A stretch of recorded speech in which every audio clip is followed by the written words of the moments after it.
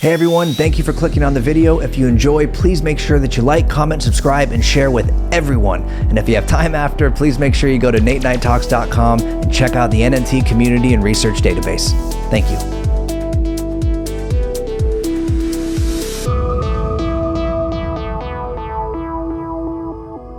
Welcome everybody officially now to Nate Night Talks on this Thursday night, Psychedelic Revolution and UFO disclosure. Why now? A question that has been plaguing many of us for quite some time and is worthy of unpacking and exploration. So that is what we're going to do tonight, among possibly other things, but I think that is a great jumping off point for the conversation, as there is a lot to be theorized and unpacked within that. And so for the opening monologue today, I'm not going to go too deep into anything. I kind of wanted to, I guess, give a couple interesting little current events as it's going to pertain to the conversation that we're having right now. Because for those who don't follow what's happening right now within the psychedelic space, as well as the UFO phenomena, it might not make sense to you why this conversation is even being had, because it might not even be on your radar. And that makes sense because ultimately, this all comes down to consciousness, and whatever is a part of your reality that you have decided to be real, that you make real every single day with the things you think and believe, is ultimately what you are going to see or come across. And so if you have not been paying attention to this, I wanted to just give some interesting little articles and things. I have a number of alerts that are set up to notify me whenever particular subjects are addressed throughout the internet, so that I'm always kind of staying up to date on particular dialogue and schools of thought, as well as information coming out on a number of various subjects. And so I thought it was interesting, first and foremost, to kind of start with a couple things within the psychedelic movement. I'd kind of like to start, I guess, with the the bad news first and foremost, which is the AOC shooting down basically the amendment to promote research into psychedelic medicine. And this is, once again, a discouraging reality, another step back in progress in general, and truly just taking back the control and sovereignty over our consciousness, our life, and our own choices. But nonetheless, the movement still continue, usually at a city or even state level, and there has been some progress made within the country in particular places like Colorado, Oregon, parts of Northern California, and hopefully California will soon decriminalize their psychedelics as well. But unfortunately, the amendment passed, which is absolutely mind-blowing to me, or the amendment that did not pass, is mind-blowing just because of the amount of press this subject is getting within the psychedelic community and in medical research in general, because of organizations like MAPS. It is... If you ever need more proof, I guess, about who ultimately dictates legislation, the laws, the very nature of our country and our belief system, I don't know how much more proof you need that it is big corporations, banks, pharma, and other lobbyists and people who ultimately dictate these things based on the legislation that does or does not get passed. Because ultimately, it is always in the favor of those particular institutions that pull the strings of our government and governments around the world. It's definitely not just here. This is a global issue that there is an ever shrinking group of people who hold more and more power and use that power to unjustly sway legislation, law, and opinion in their favor.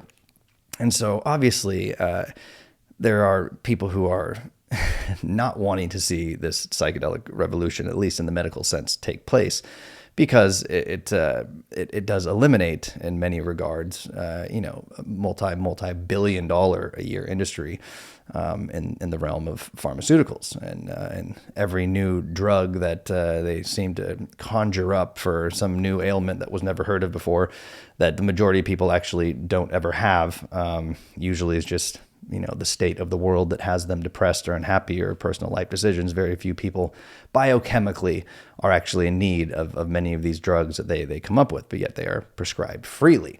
And we're giving kids things like, basically methamphetamine at a young age because we're not disciplining them or giving them attention, and we think there's something wrong, so we put them on hardcore narcotics, which are legal, of course, providing they come from pharma.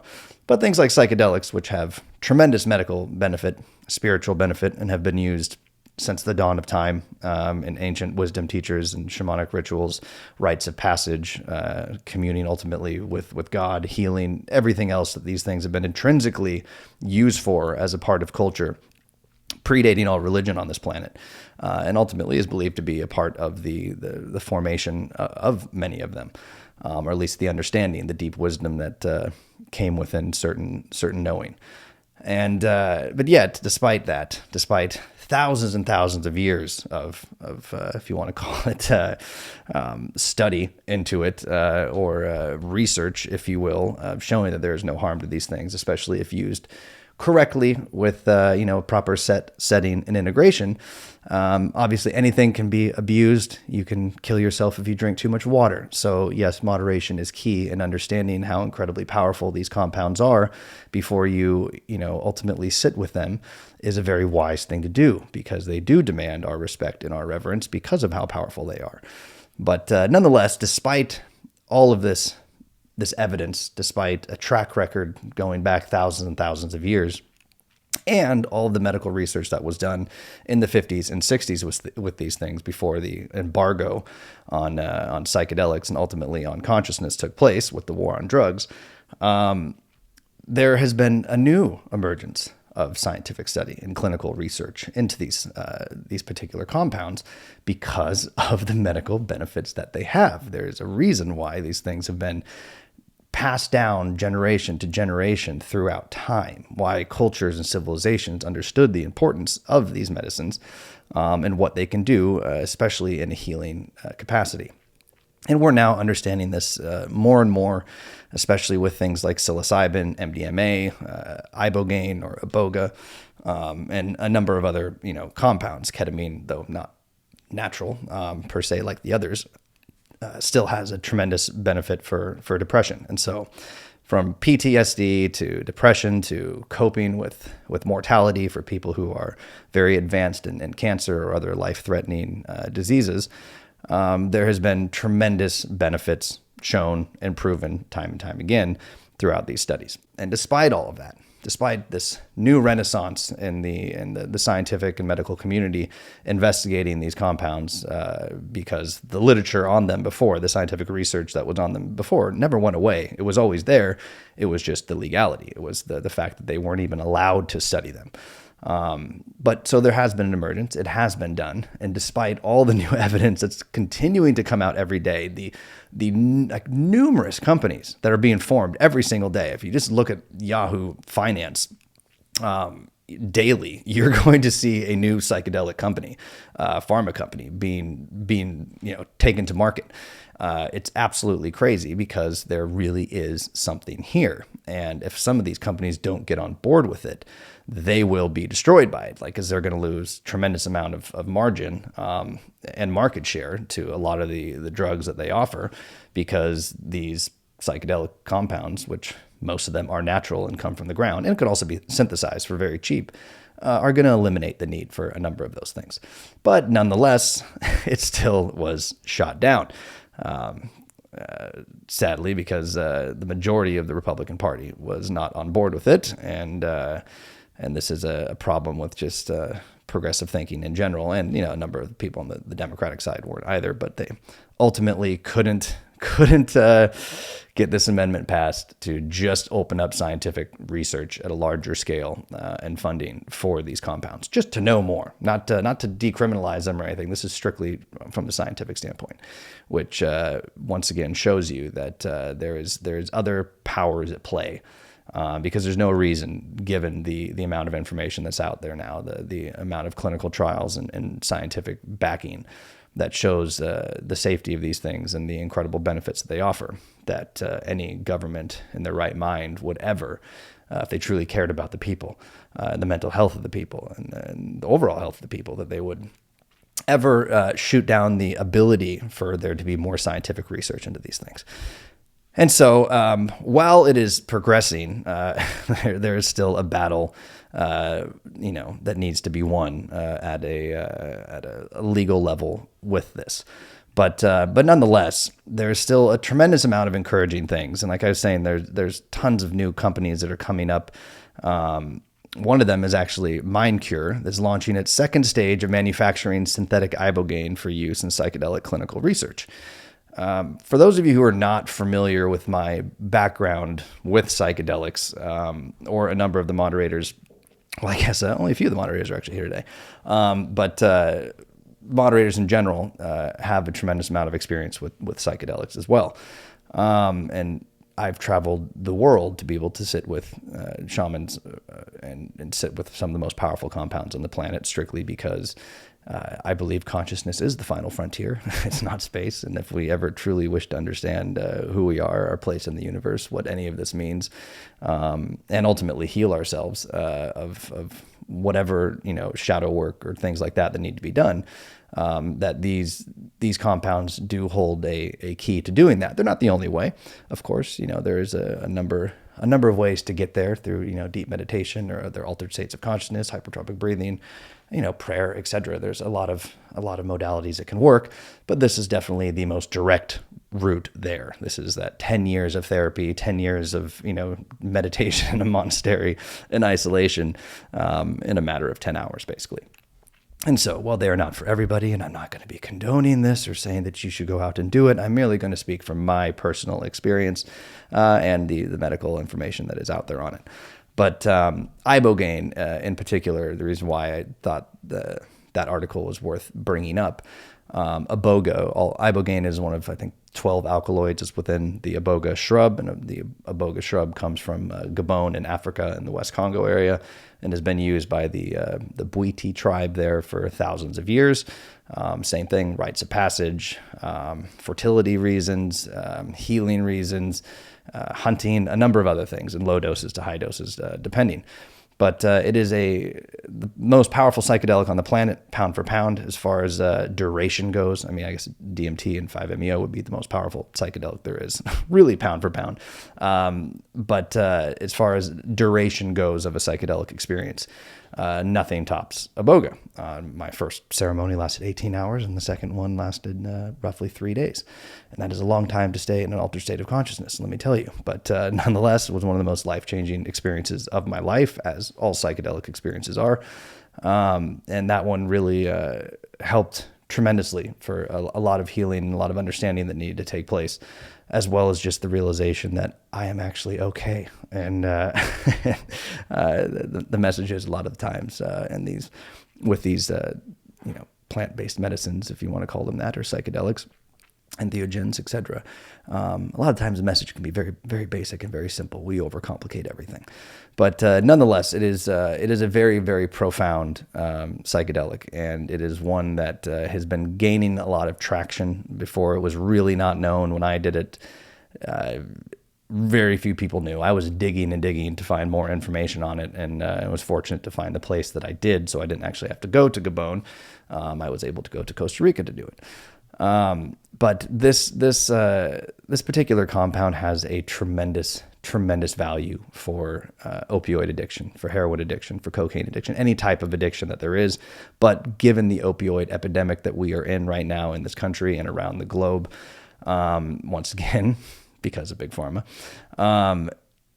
it is one of the most difficult drugs there is to quit. And that is known, and that is why the number of people that we're losing every single year to the opioid crisis is continuing to rise. And this iboga, if you want to do the actual ceremony, or if you want to do the ibogaine, which is just the isolated alkaloid, has the ability to, under proper medical supervision, of course, because this is one of these psychedelics that does have some cardiovascular implications, because it is a stimulant based.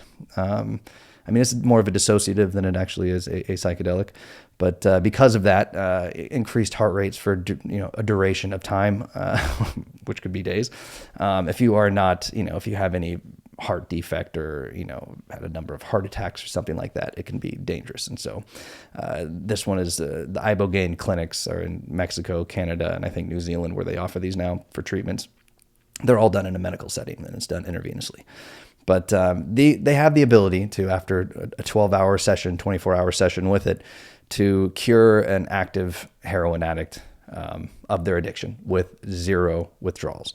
And withdrawals are usually the thing that will keep an addict from being able to break their addiction, because the withdrawals from heroin, from what I've gathered, are some of the worst in the entire world, and they can actually be fatal. The body can actually die from the withdrawals. And so that is usually what keeps a lot of addicts from being able to quit, because the withdrawal symptoms are so extreme and so difficult with anything that is based within the opioid area. But with this, 0 withdrawals and 0 desire to do it after you are done.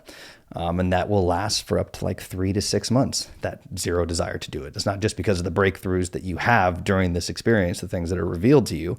They call ibogaine the authoritative dad who tells you not what you want to hear, but what you need to hear about yourself. It is more of a journey in than a journey out, like the tryptamines, ayahuasca, DMT, even LSD, and psilocybin to a degree. This is very much an inward journey. But I'm a big fan of this. And so for anybody who has people in their life, a loved one in their life, a friend in their life who has struggled with these things, and treatment has not worked, rehab has not worked, and these success rates of these things are usually 3%, which is kind of crazy. And the biggest funders of things like AA are the alcohol companies. Go figure on that. But this is a great alternative. It is not inexpensive per se, but there are options for these things that can be done, and I would highly recommend research into ibogaine clinics if there is anybody who's definitely struggling with this. But nonetheless, something that has the ability to cure somebody of one of the worst addictions that there is within one 12-hour sitting of it, and leave them with 0 desire to touch it again for 3 to 6 months, which is more than enough time for them to correct whatever the underlying issues were. It's usually, like I said, just being able to break past that withdrawal part that is exceedingly difficult for people to be able to do.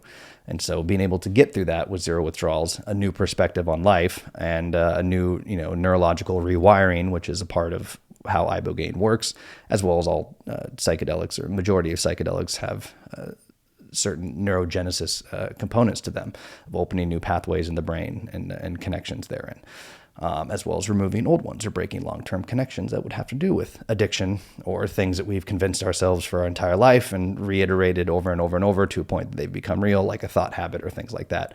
Those things can be broken, long-term neurological connections with ibogaine, at least so far as preliminary studies have shown, and my firsthand experience can vouch. And so that is very encouraging that there is a company that is already in stage 2 of their synthesis of ibogaine, because there's not many of these shrubs, and we don't want to destroy the earth or the fine people of Gabon in Africa and take their natural resources from them, especially things that they've used in ceremony for thousands of years. And so this is very encouraging, and you're seeing this all over the place within the medical community. Like I was saying, check out Yahoo Finance daily, and you're going to see countless companies just coming to market every day, trying to find new applications, new synthesis, and new use for psychedelics because of their tremendous medical benefits that they have. And so that was just some interesting news that I wanted to share, and there's a lot more that could go with that as far as just updates on what's happening within MAPS and the psychedelic movement at large. But would definitely encourage all of you to go to decrim.org, I believe is what it is, and find out sign whatever petition you can for the decriminalization of these things. No government, no entity of any sort should ever be able to tell people at all what they can and cannot do with their consciousness and what they can and cannot put in their body, which is the same issue we're having with COVID right now. They're telling us we can't put one thing in our body, but yet they're trying to force us to put something in our body that's completely untested. And so however your feeling on that is, we should have sanctity and sovereignty rather over our own consciousness and over our body. And this is paramount, and this is something that we must never relinquish control over, even though I guess we have because of the war on drugs. But it's time that we take it back and we make our voices heard, no matter how you feel about these things, even if you don't use them. They have the ability to save people's lives, and they have, and do tremendous things for healing. And so even if they're not something that you have the calling to do or necessarily agree with, there are many people who could greatly benefit from these things, obviously done in the proper setting, integration with a shaman, a doctor, whatever the case may be, and obviously wherever laws allow, and whatever other thing I need to say about that. But and actually another interesting article just that popped up was Judaism psychedelic renaissance. This interesting article that had to do with people now starting to. It's funny because I think we had a room where Jade Maps on here, who, if you don't know her, is works with maps and is an incredible person doing tremendous things for all of this. But what is it? Purim? Am I blanking on the name of that? Silver? Purim? Yeah. Purim, yeah. That there's kind of this renaissance going on for Purim, as opposed to celebrating with other things that, alcohol and things that are depressants and ultimately, can leave you not feeling so good. That they're, it's just an interesting article just talking about this renaissance is taking place in Israel for Purim and the use of psychedelics therein, obviously, as they are going to give you far more of the intended effect of that day, and love and celebration and understanding and everything there. And so that was just an interesting thing. And all these things, all these articles and whatnot that I'm referencing, I'll make sure that they are posted in the show notes today on in the Nate Night Talks community. And then there's also $40 million launched for a new psychedelic medicine institute in Melbourne. It's happening all over the world. And so that is point one. The psychedelic renaissance has been happening. It's still happening, and it's continuing to gain steam, despite some little setbacks here with the AOC. But nonetheless, it is very positive, and I think more and more people are waking up to the absolute unjustly demonization that took place within the war on drugs as it pertains to the psychedelics. And so that's a good thing. And within psychedelics comes an awakening on a conscious level, comes a great conscious awakening that takes place for anybody who has ever done it. Epiphanies, revelations, and understandings about the interconnectivity of all things, about the nature of God, the soul, universe, nature, our connection to all of them, and the oneness of it all. These things that you hear and you think are all like new agey, man, oh, we're all one. Like, sure. But when you actually feel it and see it and experience it, it will change your life forever, because that becomes an understanding that goes from believing or thinking something to an actual knowing at your core. And so this is a part of a very interesting revolution that's taking place that is also somehow conveniently timed with the UFO disclosure.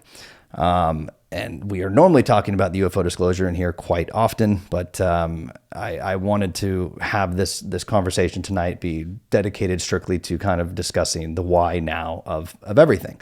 Why the disclosure, why is it happening now? What are your thoughts on that, as well as the psychedelic revolution, or the combination of both of them happening? But up until 3.5, 4 years ago, when the Tic Tac Gimbal and Go Fast videos were declassified and released to the New York Times from the DoD, this subject was so insanely stigmatized and full of disinformation and counterintelligence and lies, going back to, essentially the 70s, or I mean the 60s rather. The 40s, 47, and then the Robertson panel in 53, which outlined essentially what was to go forward within the intelligence agencies for the disinformation campaigns, counterintelligence, the re-education of members of the country as it pertains to this subject matter, the UFO subject, the infiltration of various UFO groups and everything therein. And so this subject, as we talk about all the time, has been made fun of, mocked. Those who have investigated have either lost their lives, their livelihoods, become social pariahs, outcasts, or called, conspiracy kooks or tinfoil hat wearing, nut jobs, whatever the descriptor was. This has been how this subject has been framed, despite the evidence, despite the government's involvement with it, and all these declassified documents and everything that shows the reality of how seriously this subject has been taken at a government level and an intelligence level.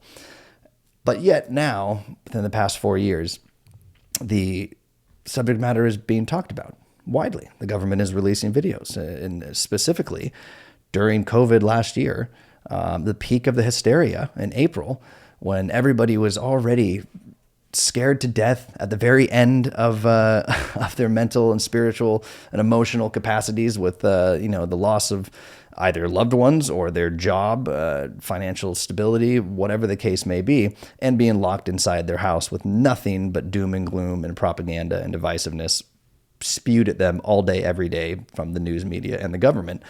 Suddenly at that time, the government and the media thought it would be a good time just to throw it back out there. Hey, by the way, those videos we declassified, 3 years ago, the DoD released. Well, the Pentagon just now confirmed that those are real.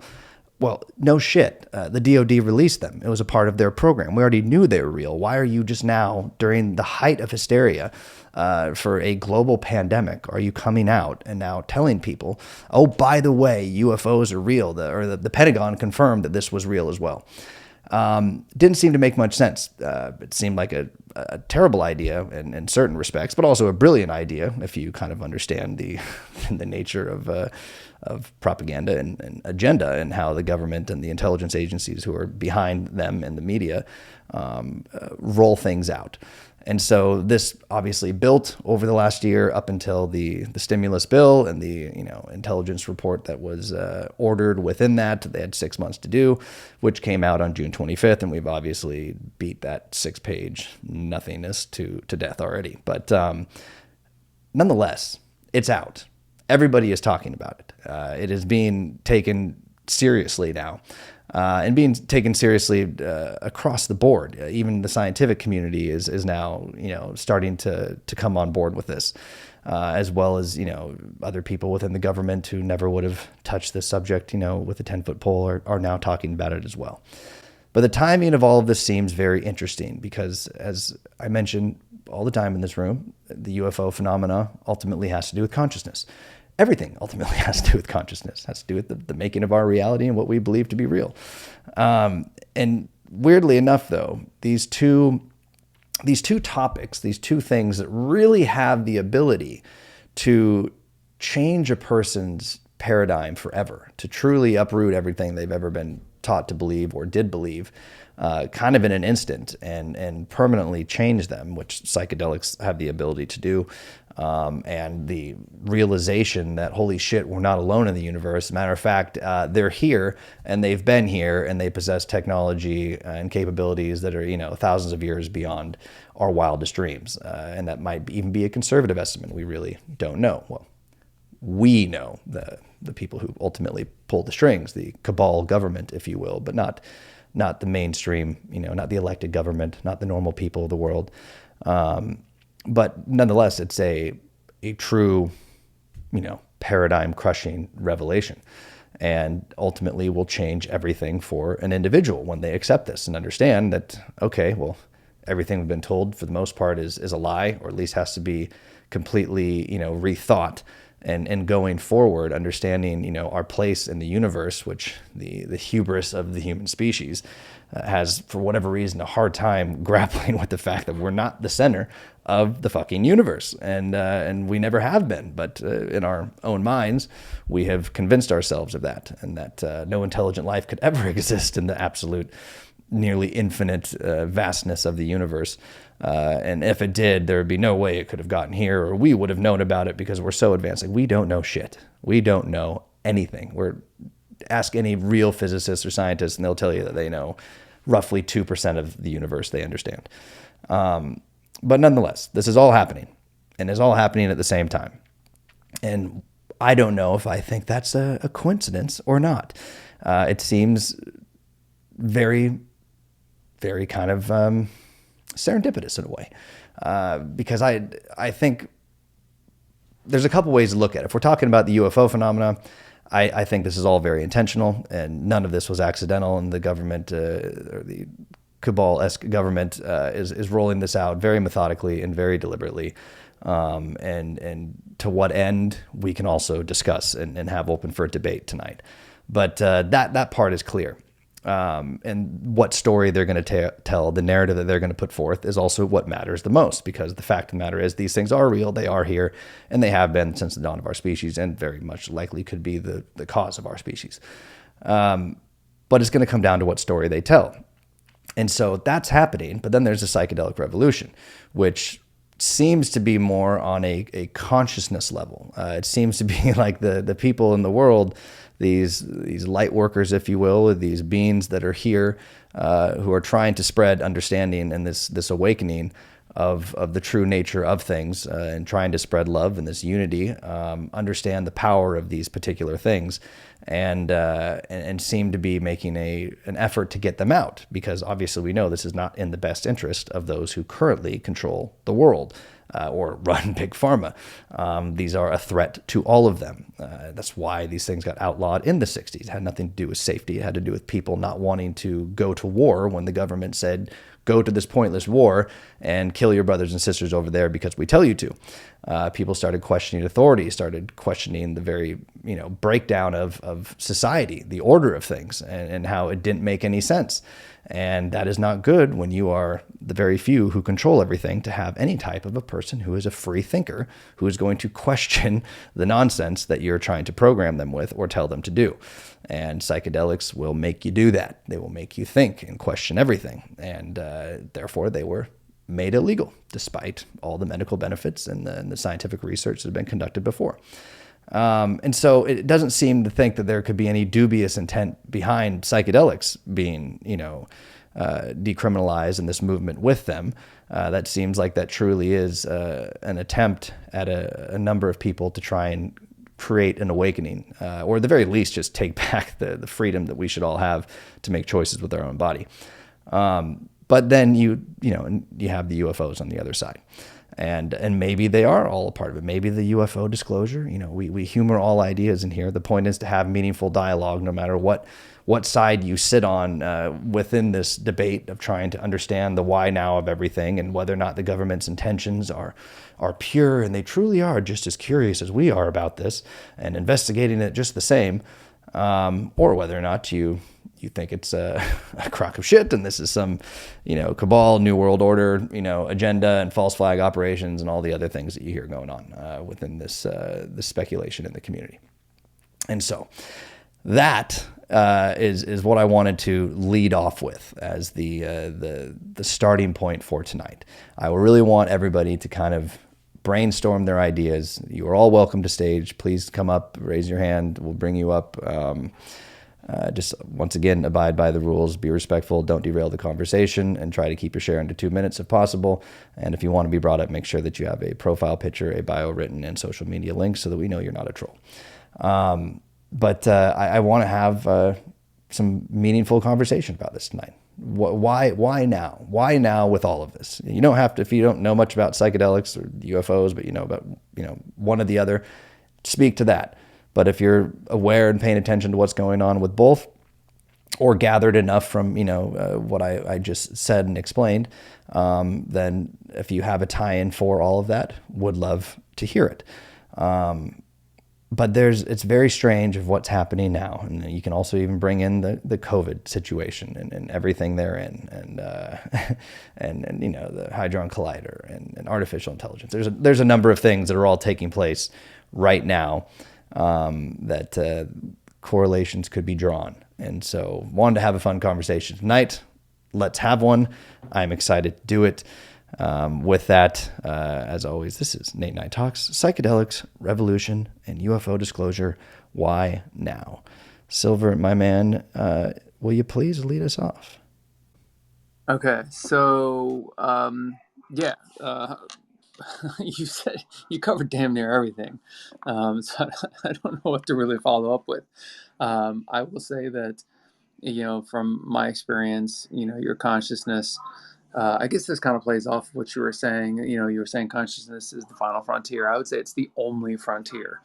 The more we learn about how the brain works and how chemicals interact with our brains, and everything that shapes our reality is essentially a chemical reaction in our brain, and it's all fueled by DMT and 5-MeO DMT, which is endogenous to our bodies. Then really consciousness is the only frontier, because it literally creates everything, every single experience, and how we experience things, and what everything looks like, and and everything else. So it's all made up, it's all fiction, and it's just an agreed upon fiction, so we buy into it like money. So from that perspective, I just feel like anyone and everyone gets to do whatever they want, and gets to say whatever they want, and gets to experience whatever they want. And yes, because there is a collective, a community, there are consequences if you do something that the majority or the community doesn't like. But as long as you're okay with the fallout from your choices, then you can literally do anything you want, and no one can say you can't. They'll just try to stop you perhaps afterwards. But if you get enough people on your side, and you enroll enough folks into your way of thinking, then you become the majority, and you become the ruling class, and then you'll have people like Nate speaking against you too. So that's the way it goes. Yeah, so I'm Silver. I'm complete for now. No, I was just going to say, Silver, did you have any take though on the why now of the psychedelic revolution and the UFO disclosure at large? Do you see a tie-in with either of them, or do you have an opinion on one or both? I don't specifically have. I think everything opens up as it opens up. The rising tide, raises all ships, kind of thing. So if consciousness is starting to collectively be more open, which it's happening, then all things that have been shut down and closed off will begin to become more open, and more transparent, and more available, or visible. So I would say, if there's a why now, and why these things are tied, or how they're tied, I would say that's it in a nutshell. There's been a push for you know several hundred years. One can argue uh, for a couple thousand years, to you know for open minds to prevail. I mean, ever since the Greeks shut down the Eleusinian Mystery School, and from the time that was shut down, people have been plotting and planning and telling stories to try to get people to wake up and open up. And the whether it's Star Wars, or whether it's some cute little rom com or whatever, every single one of these films that provides any level of hope, love, compassion, passion, is all about opening your mind to the possibilities.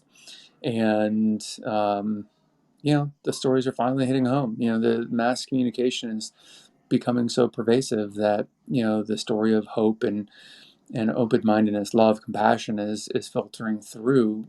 Even unconscious minds that want to shut things down are finding themselves more open than they've ever been before. So that would be my perspective and my take on things.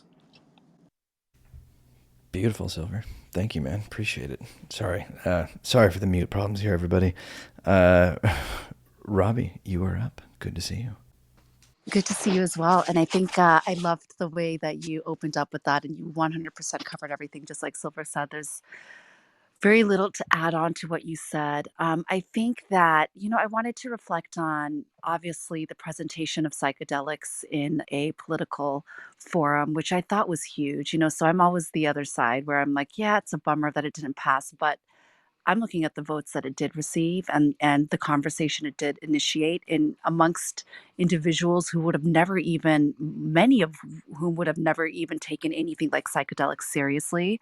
So even those that voted against it, I think this opens up an opportunity for them to look at those that voted yes, and if they have any level of respect for these individuals around them, take a little deeper dive and look into the, the reasons why it was even brought to the forum. So I think that was, I see it as a positive thing, and I would love to think that it has something to do with the disclosure of UFOs right now. That I think it would be wild if it was all, a part of a collective, just a consciousness kind of thing happening here. And I don't know, is it a coincidence? It's something that I was thinking a little bit about, Nate, that you when you were saying, because there's ways you could tie it together, or you could look at it from what it really is, which is that we are living in a time where our voices are a little bit more heard because we have the opportunity to collectively raise that voice. For example, in this room,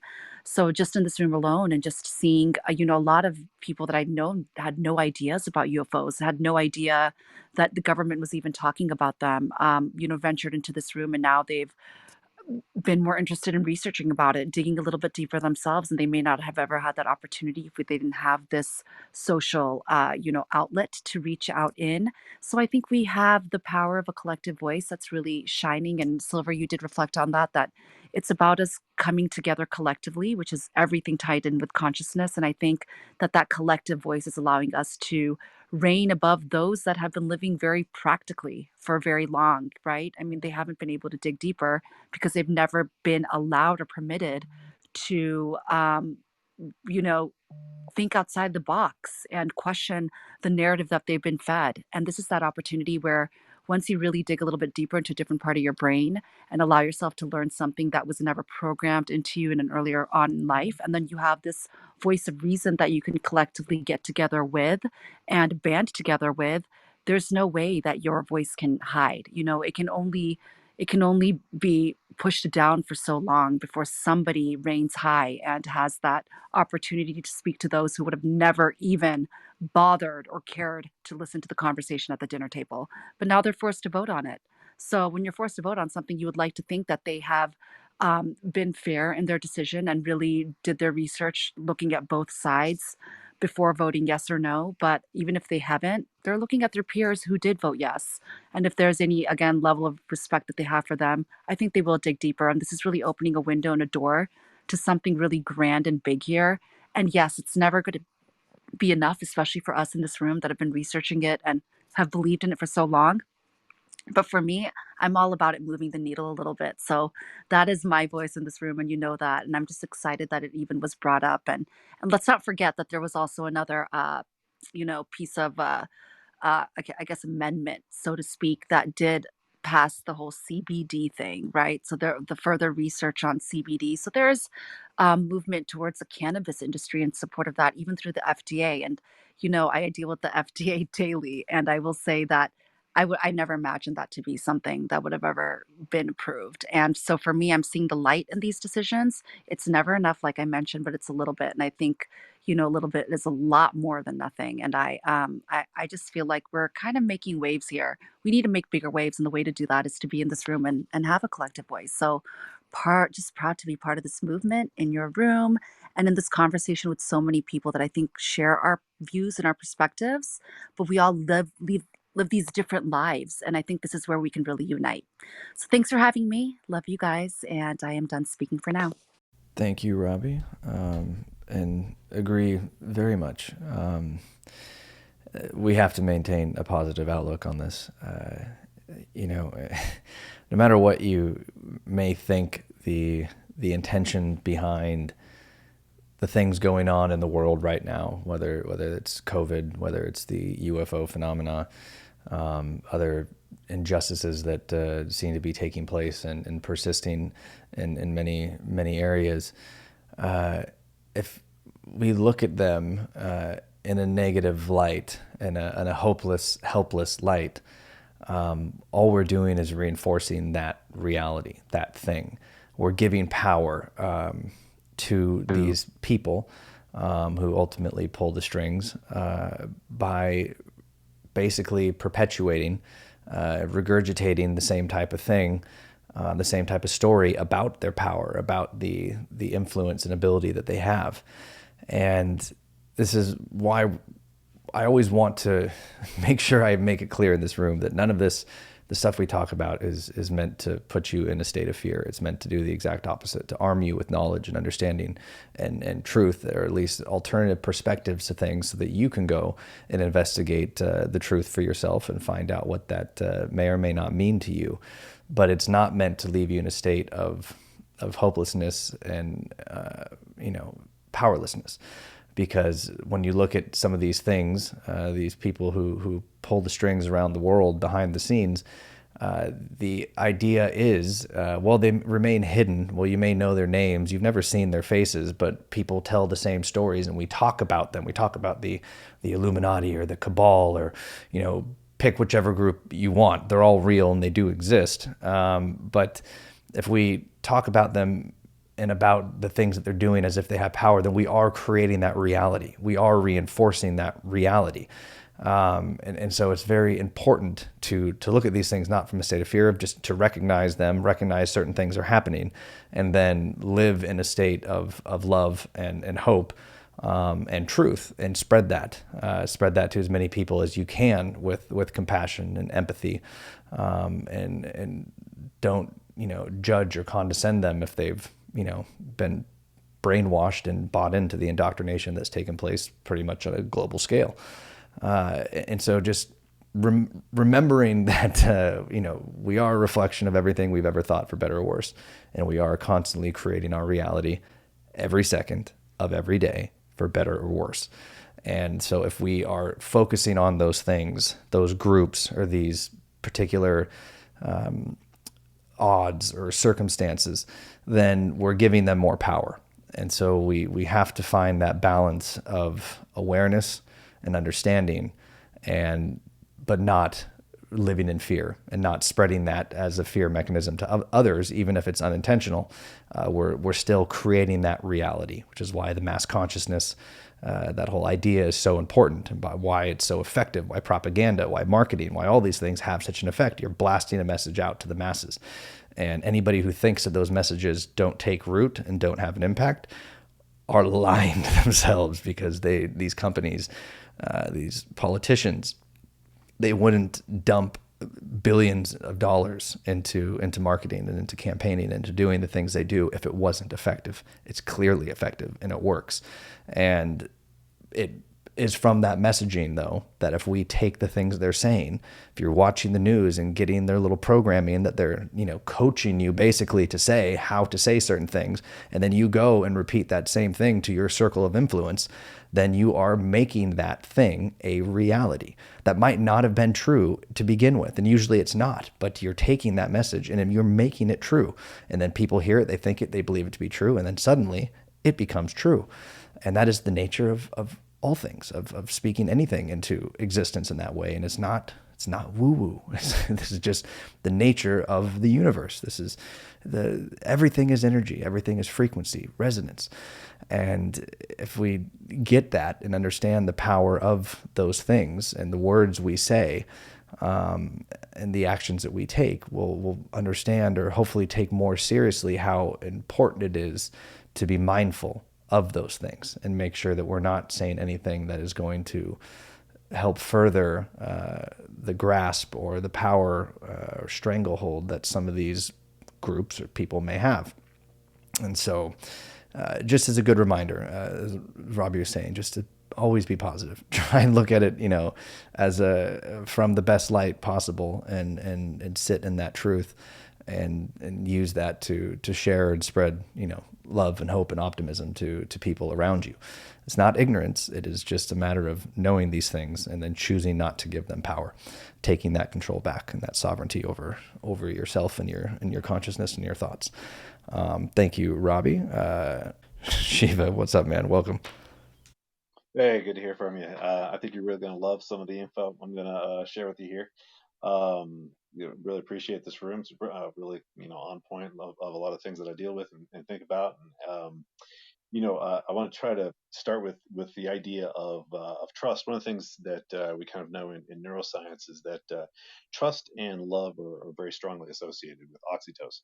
So they're kind of, we associate both of them. And then whenever you look at the way that relationships work, whenever you look at the way in which a useful dealing with another person works, there's a level of trust that's really involved. And so we can see this basis of trust in the way that a civilization, just at the core of civilization itself, and unity. One of the things that you were talking about here is the why now, and is there an overlap between these things, and what are the motivations. And one of the things I like to point out is that any given motivation can end up sort of having overlap with other things. So, trust can lead to more unity, but trust can also be, if you're seeing it from the perspective of these few people who want to be predatory, well, trust is also what makes a person a dupe, right? That's why we put up walls. That's why because we stop, believing in love, we stop believing in trust, we stop believing in people, we become cynical, and we build these walls around us. And then, pretty soon we think we're defending ourselves, and in truth, what we're doing is we're attacking. We're reducing that buffer between us and everyone around us. It's like somebody who pulls up really close on your bumper. They just, when there's not some buffer between things, stuff goes wrong. And so I just wanted to point out, there's this, we could have both, if you want to simplify it down to bad guys and good guys, there you could have an overlap in both of them wanting the same thing here in this seeing this raising of consciousness, being more trusting people, and also those people who do want to raise consciousness for the right reasons, more unity, a better society. And so this overlap between the two things, I think sometimes what ends up happening is yeah, you can view it either way, and I think we really do have to focus on the beautiful people and the majority of people out there that really do have good intent, and just kind of put the negative intentions out of our minds, because they just don't matter as much. There's kind of like, it's possible for you to walk outside today and get hit by a meteorite. It's possible. There have been human beings who have been hit by meteorites. It's just so rare that if you lived your life like that, you'd have to have a umbrella, a steel umbrella with you at all times, or you'd never go outside. And there's a level of focusing on the positive that is really crucial. So going to what you started with, which was the ibogaine thing, there's an overlap here as well. That over 10 years ago, I was doing research on addiction, and on just it was basically when I was getting most of my neuroscience training.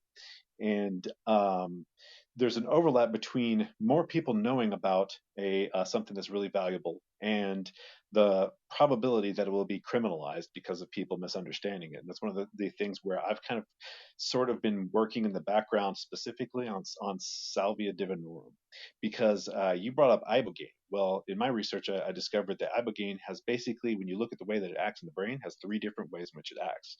One is like LSD; it acts on the 5-HT2A receptor. One way it acts is like a mu opioid, which that's the pain pill, opioid. That's what you typically think of. And then there's the third thing, which is a kappa opioid.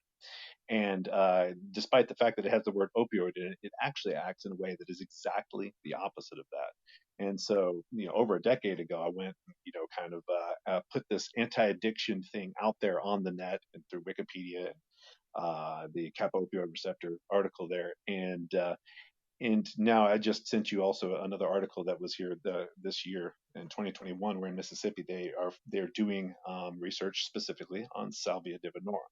So I've kind of been doing this thing where I've wanted so badly to bring up that here's something that is not yet illegal, that is part of this one way in which you can cure the thing that is really ailing people. And there's just I've had this division, just like there's the two ways that things can go there. There's been this division for me personally, whereas do I talk about salvia a whole lot and end up getting it criminalized, because there's going to be people who push it back against it. There's going to be, pharmaceutical companies who want to dominate the market and make billions off of, this anti-addiction medicine.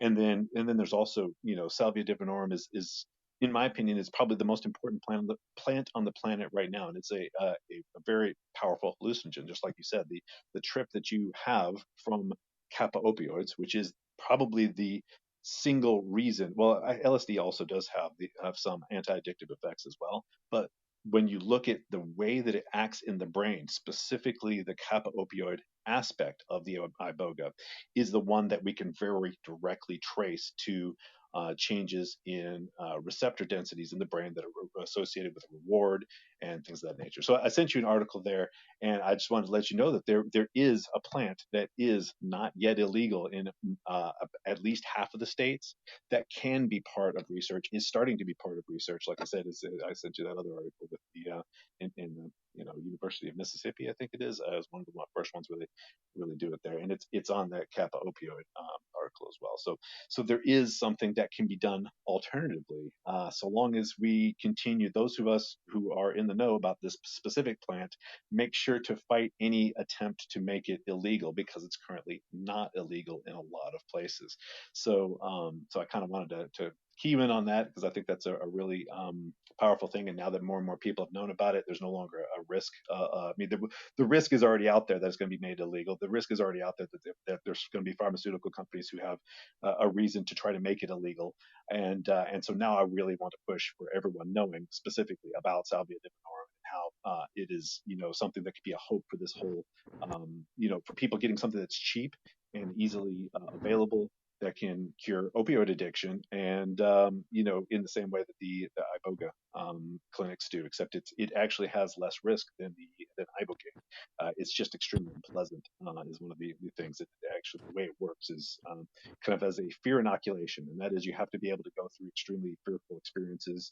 It is a difficult medicine. I will put it that way, and it's something that in any kind of use of psychedelics, I once again recommend that you talk to someone who knows a tremendous amount about it, that you have the proper preparation, etc. But this is something I wanted to let you know about, something we can talk about a little bit further. But so yeah, tying all these things together, I think there are people who have bad intentions, and we have to stop paying attention to them. We had to be paying attention to the positive things, that the way in which we can create feedback loops towards the things that are going to raise people's consciousness, that are going to open up new avenues of healing, and new avenues of unifying our world before things get any worse, because there are a lot of issues that we need to take care of, and they're going to be handled not through fear, and not through but through forging ahead and exploring, and in beauty and in truth. Thanks. Thank you, Can Shiva. you? This is David. Oh, David, I we're, would. we're going in PTR, but if you had something to throw in really quick, go ahead. But just want to make Yeah, sure we keep the order. yeah. I just wanted to bring Dr. Halpern up to stage because he wrote a book on opioids, and I think some of the information that he just shared with us um, may be inaccurate. I'm not 100% sure, but I would love Dr. Halpern, who's an MD at Harvard Medical, who's an expert in opioids and has written a book, The Opioid Addiction. If we can bring him up, I would love to just make sure we're on the right path here. That's all. This is David. I'm out. Absolutely, I'd love to talk to him. Something specific that he addressed, you could just message us what that is, because it may be specifically the difference between agonism and antagonism of a receptor, because there is a functional analog part of it. So this is something that does require more subtlety to get into. Of course, I just can't get that much into a technical discussion in any short period of time. Yeah, no. If he's here, we'll definitely bring him up. And bring up the salvia component is interesting. I have a lot of feelings about salvia, but yes, it is one of the last remaining. Actually, it is the only, I think, remaining psychedelic that has not been criminalized, at least not at a federal level.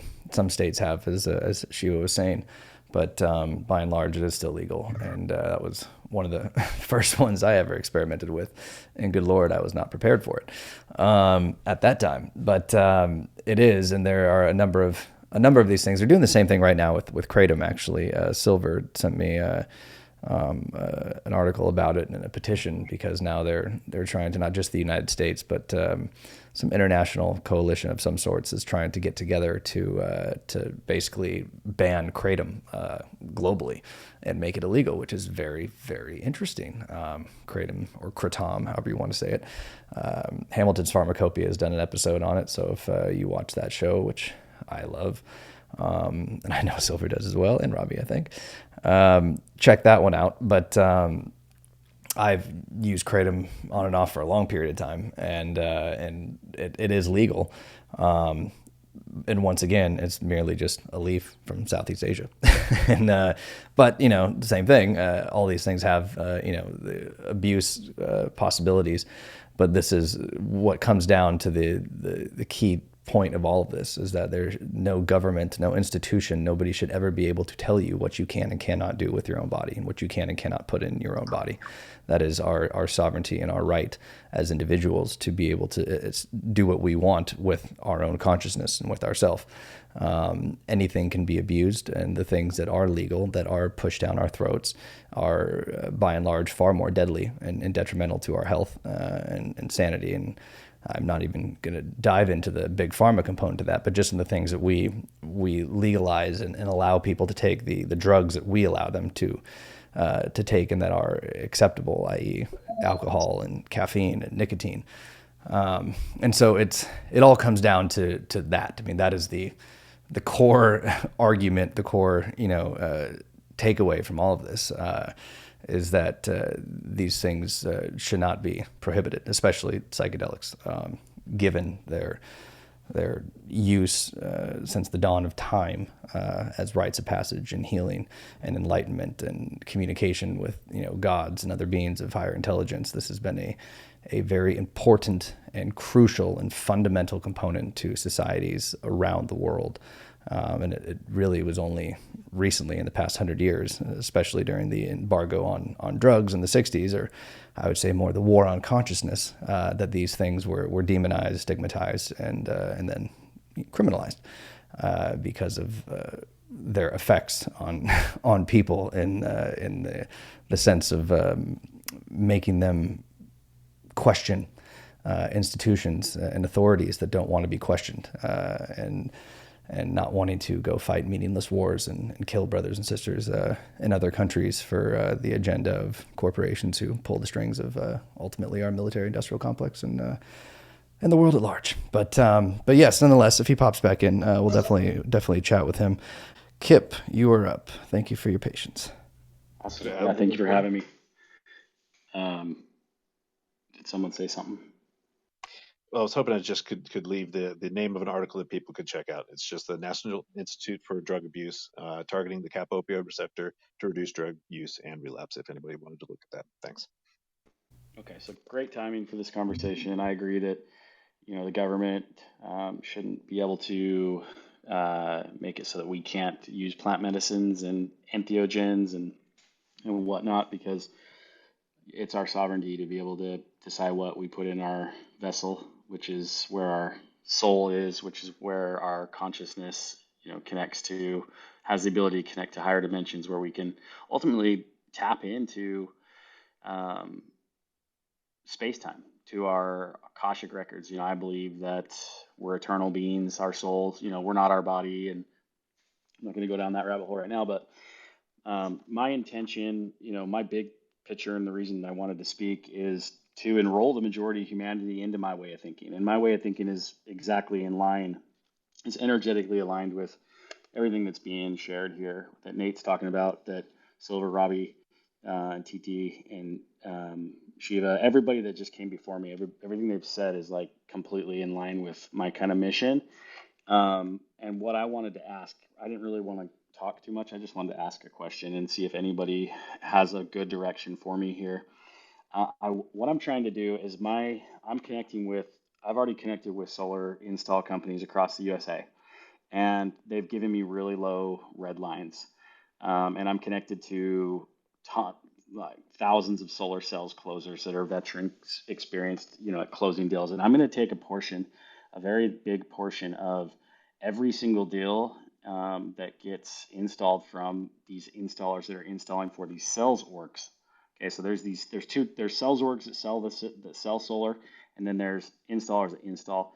I'm already partnering with installers, and I'm taking a portion and I'm putting that money aside to fund humanity, to bring humanity to the medicine. The reason I'm doing this is I signed a contract with the Blue Avians about 1 year and 8 months ago when I did ayahuasca. And the contract I signed is to help humanity heal by bringing them to the medicine. And so I've been, over the last almost 2 years, trying to figure out how I'm going to create this inner 432 hertz nature grid, which is the love consciousness, unconditional love frequency, abundance frequency, law of one frequency. We're all one. And so my question is how, like Nate, obviously you talk a ton about plant medicines, and it sounds like you've done several plant medicines. What would be my path of least resistance to connect with shamans, ayahuasca churches? Because what I'm doing is I'm going to have funds to fund humanity. That's my kind of mission. I'm going to be, kicking this thing off in about a month in September, sometime during September. I don't know, maybe mid-September. But what would be my path of least resistance to connect to shamans, shaman churches, for ayahuasca, for all the, plant medicines, because that was the contract. It was help humanity heal by bringing them to the medicine.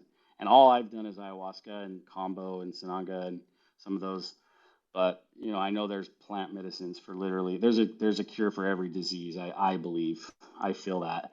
I feel like the answer is in plants. I feel like ayahuasca, from my experience, is the highest ascension technology available to humanity, and it's been, we just don't know about it. We don't know what we don't know, and I have the vision that humanity is going to massively come to the medicine to heal. And so, yeah, I just wanted to ask that question, see if anybody could kind of steer me in the right direction to networking, kind of just being able to have, like, because I want to take solar worldwide. I'm going to start out in the U.S., but then eventually I want the whole world to go to the medicine for free. That's kind of what I want to happen. I don't want people to have to pay for the medicine ever. Well, it's a admirable mission. Could you just clarify specifically what it is that you're trying to accomplish, and through solar you're trying to essentially connect with shamans and other countries and bring essentially like solar as a part of. I'm a little unclear. Just clarify that so I understand. Solar. So yeah, no one's even gonna have to worry about the solar side. I just want to be able to connect with, like, I want to have access to all the shamans and all the healers that are actually performing these shaman guided ceremonies. I've been to 3 shaman guided ceremonies, and I know they hold them all over the world. I know they hold them everywhere. You can go down to Peru. I did mine here in San Diego where I live. I know they're all over the place. Probably every state has some sort of shaman that either travels there or is there. It's happening, and there has to be a guy, a guy or a female. Somebody has to know somebody that knows somebody that knows somebody that is just connected to all of them. That's kind of what I want to find. If there is something like that, that could greatly help. I feel like the whole movement of plant medicine, greatly, because this is ultimately what I signed to do. Was to help humanity heal by bringing them to the medicine. So that's literally what I'm doing. Is I'm turning my whole company, Grid Hero. It's essentially going to be the Christ consciousness energy grid, which is the 432 hertz grid. It's not like a tangible grid. It's the inner grid, because our bodies are amazing technology, and every bit of information that we need, it's already written inside each of us. It's an inward journey, like was said. And we don't need to read books. We don't need to do any of this stuff. It's all the answers we have are in us. And our brains are really an antenna to higher dimensions in space time, space memory. And, when we look into the universe, it's just a reflection of what's going on inside of humanity.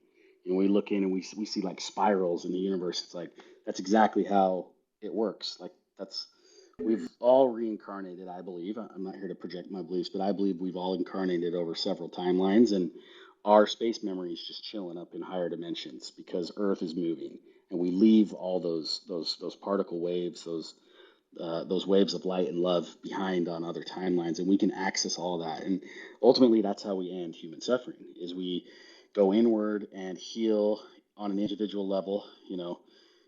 Jesus Christ taught the Gnostics, don't point the mote, don't take the mote out, point the mote out of somebody else's eye when there's a beam, poking out of our forehead. However that was said. There's so many different translations of the Bible, but you get the point. I got you, man. Yeah. So, I mean, it's funny. I was actually wondering where when Scotty was going to pop in, because Scotty's actually got his documentation and his paperwork done to be able. I can share that, right, Scotty? About the church. Are you there? Yeah, sorry. I'm driving. But yeah, go ahead. Okay. Absolutely. So Scotty just got his legal paperwork to be able to open up his, essentially, I mean, they're considered churches. That's how you go about this through the legal, like the justice system, is a religious sacrament, and so I think this got passed or overturned during the Clinton administration because of Native Americans fought very hard with a number of other people to be able to preserve the right to be able to practice, peyote as a part of their culture, their religious journeys, and an integral part of their society. And so now you're able to do that. And so, yeah, there are a number of churches that have popped up. There's not going to be any overarching, like, a one-stop shop for this, because most of these things are very independent. And if you are a real shaman, which, most people aren't, there are very few, I think, true shamans in existence, but there are a number of, facilitators and guides and things like that. And so people are able to open these things if they have a calling. And so that's really, it's a mission of service if you're going to do it, because of the amount of medicine that you yourself have to take. And so the Native American Church itself, that is the organization that one of them that you could go through that will that has these operations around the country that are legal and allow them What was to the be name able. of that again? I think it's just the Native American Church. I'm actually a member of it, and so I'm jotting this down, so this is good.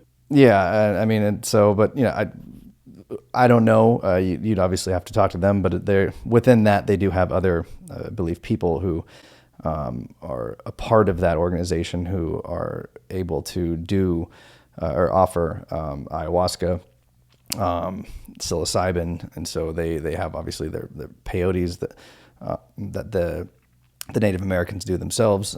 That's something that they offer, and so it's based on just geography of where they have it. But there's a number of them all around the country, and so the Native American Church is one, and Scotty's not affiliated with that, but he, I believe, started his own and is opening one. He now has the legal right to be able to practice and offer these religious sacraments, and is I'm not sure how far along you are with that yet, Scotty, but or when that's actually going to be going live. But Oh, I'm live. oh yeah, Oh, hell yeah. And there's actually more going on. Are you? I'll comment when you're done. So it sounds like I popped in at just the right time. yeah, and so it's going to be really hard to do. I mean, just because most of these things are incredibly independent of the people who do offer them. That being said, I do know for anybody who has a calling to Cambo and 5-MeO, there is a traveling shaman that I know that is doing a weekend thing in the Southern California area coming up. And in addition to that, multiple Cambo 5-MeO also going to be doing Tepeshuete, which is Mayan ayahuasca, which is he's one of 8 people in the world who's actually allowed to be able to serve that medicine, and is a rare form of DMT, basically, that is of an indigenous population that has dwindled a lot and almost lost this part of their culture entirely. And so he's now one of the people who is able to serve it, and it is, from what I've gathered, unlike anything regular DMT or 5-MeO DMT. It is on a completely different level. And so there is a little retreat for that if anybody's interested in, they can shoot me a DM and I can connect you because he reached out to me Awesome. about it actually the other day. But Do you know what day that's gonna be?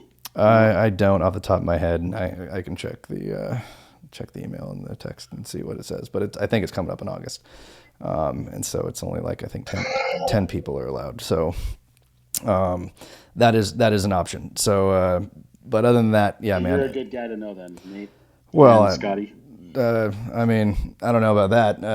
There's, like I said, it's difficult. The people shamans I go with are either in Peru or Costa Rica, depending on what medicine you're wanting to sit with. And but there are people all over the world that, as you said, that do this. There's traveling shamans who do this, and then there's people who have different bases of operation all over the place.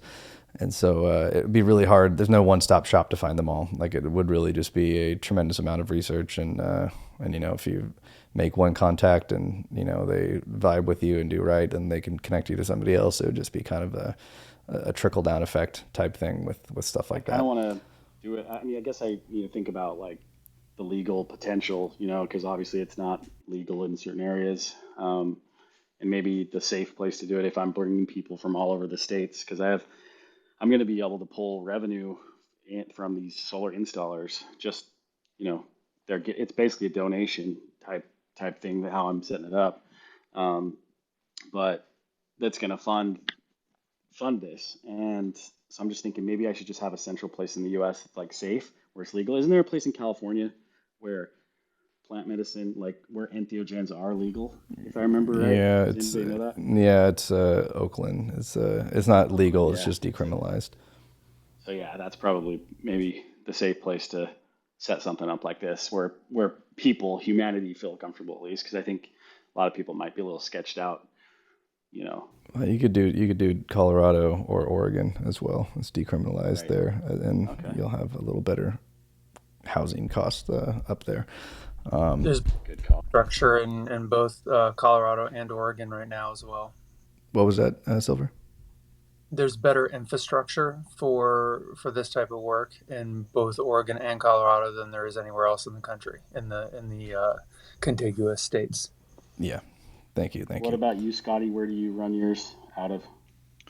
So I'm in Hawaii, but because of my classification, I can be a traveling facilitator. I'm not a shaman. I don't call myself a shaman, but I am a facilitator, integration mentor. Um, so, yeah, I operate. Um, no, I work with no more than two people in one sitting. I prefer to just do one-on-one. That's my personal philosophy. But what having so I'm recognized as a faith-based organization.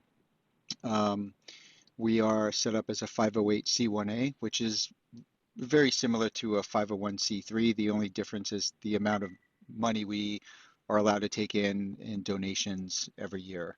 That's the only difference um, between the two IRS designations or nonprofit designations.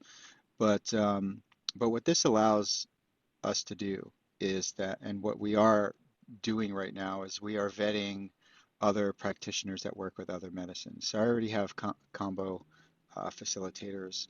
Um, I am looking for an ayahuasca facilitator, someone who is obviously highly trained.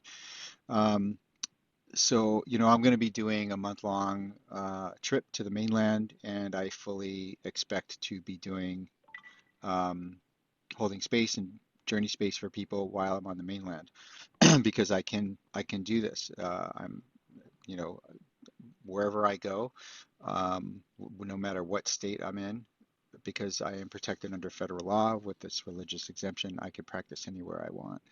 But what this also allows us to do is that say if someone's listening or someone else that is just say they've gone down to Peru, they've done the work, they've trained, whether it be with the Shipibo or other tribes, and they are a legit trained, if you want to call them shaman, facilitator, whatever you want to call them, you know, um, they can become facilitators under my designation. So that's what I intend to do. It's not going to just stop with just me. The idea is to have people, even if someone lives in another state, it's no different than, say, a Catholic church, Rome being the highest of the high churches of all the Catholic churches. There's dioceses all over the world. I intend to do the same thing with this. I don't want to wait for legalization.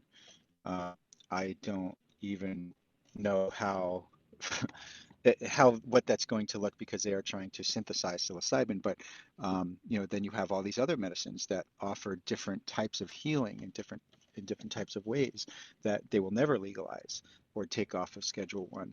So the intent is to have under my organization. And if people want to hear about it or read about it, you can go to my Instagram page, and the link there brings you right to the web page. There's a short 3-minute video that kind of gives you a kind of a synopsis of what we're doing, and then there's much more coming. But the idea is to democratize this in the sense that we have this natural born right as human beings to expand our consciousness in any way that we wish way. Um, and so if there are people who are trained and they want to open up a branch in North Carolina, a Soul Temple in North Carolina, San Diego, LA, Salt Lake City, wherever the hell they live, they will essentially be a branch of the organization that I started. So that's my vision. We just got our designation, I don't know, maybe about 2.5, 3 months ago.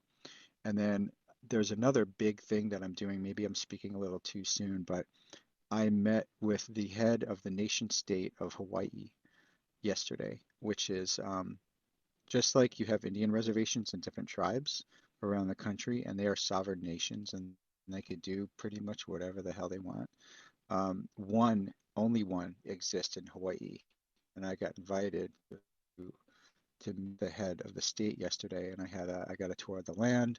Um, Someone told them about me, and someone, it all actually happened through Clubhouse somehow. So um, it took a country who lives an hour and a half away from me, uh, invited me to open a We're center losing you, Scotty. on their land. Scotty, you're kind of breaking up a bit. Oh, sorry.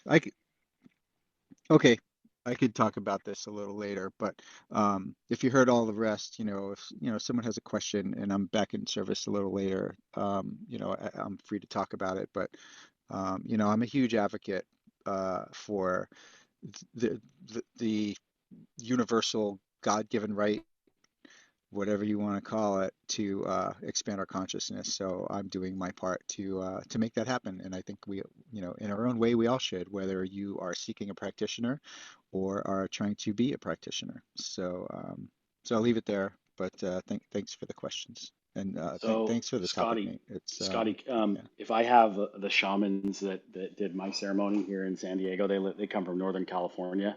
They get the medicine from the Shipibo tribe, but they're not a church. Could you make them? Could they be like under your umbrella, like so that they're like legit, like a church that can travel around to do ayahuasca ceremonies? They're amazing shamans. They're this beautiful couple. Um, yeah. Yeah, I mean, Anyways, obviously, I would have to meet them and yeah. Can you hear me? Can you guys hear yeah, I me? hear you. Okay. Yeah, that's the idea. Absolutely. I would have to meet them and vet them, of course. But yes, if they are everything that you said they are, yeah, absolutely. They would have to, they would be part of the council with the Soul Temple organization, and then they could just be traveling shaman and be totally protected. Not to say that, just say they're traveling through Mormon, Arizona, and they get pulled over and they ask, "What's in the jar?" Oh, it's ayahuasca. You could still get arrested, but you're protected under federal law. So you're still taking a risk by ignorant or uneducated local police. But on a federal level, it absolutely is protected. So it doesn't give you this carte blanche to just be super blatant about it and, walk around and handing out mushrooms. Like, it doesn't work like that. But it offers protection. And and the way I want to do it is just do it in an extremely responsible and respectful way, and travel discreetly, but still advertise to the right, if you want to call it advertising, but getting the word out to the right community of people that are looking for these types of medicines. Yes, and that's what I'm going to be doing. I'm going to be working with. My plan is I think it was Nate that was talking about the light workers. There's a massive push right now of light workers on Facebook, Instagram, that are just every day. They're just circulating all this information that's coming from higher source, and creating content. Everybody's copy paste send. They're already doing this, and they're waking humanity up, basically raising the vibration right now of humanity for, I believe, what's coming to be this wave of humanity coming to the medicine. And so, my plan is just to create copy paste type. They're already copy pasting, just create content. And these light workers could even put their link on there, and they could, I've got closers throughout the whole nation. And if they want to make 50% commission for just teeing up a deal, or referring a family member, like, they can also make the money doing it too. So this is just law of one thinking. It's rest. I feel like this this antiquated model of this pyramid model that I feel like the ancient builder race created when they built the pyramids, which is low vibrational, this top down dictatorship. I feel like that's going to collapse those systems, those governments, the church, like the churches, the corporate businesses that are top down, basically keeping people in, and the energetic void that houses everything not held in the field of love, like Shaman Derek says, the matrix. And I feel like the matrix is going to fall. The ruling banking cabal is going to fall. Humanity is going to take over, because we're going to model, animals, our spirit animals, birds, lions, all that stuff, our starseed, our inner starseed, and we're going to flow in a circle instead of a triangle. I hate triangles. I feel like triangles that we've been modeling triangles for a long time. Hey Kip, I do want to kind of pass this on, just because we've Sorry, we've gone way over. It took forever. Yeah. Anyways, thank you for letting me speak. I'm complete. No worries, man. Appreciate you, and we'll be in touch with Scotty, and I can point in whatever direction that I can. Appreciate you. And with that, a really quick room reset, everybody. This is Nate Night Talks, Psychedelic Revolution and UFO Disclosure. Why now?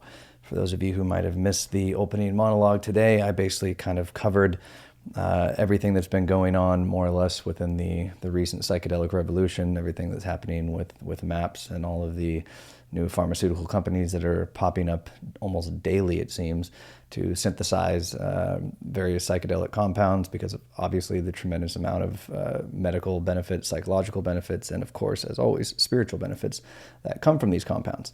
And that this seems to be gaining steam, despite an overturning that took place, or a shooting down that took place with the AOC of an amendment that they tried putting through to basically get the government to fund more research into psychological or psychedelic studies, rather, which was unfortunate, but nonetheless, it is still at least happening at a state and city level around the country.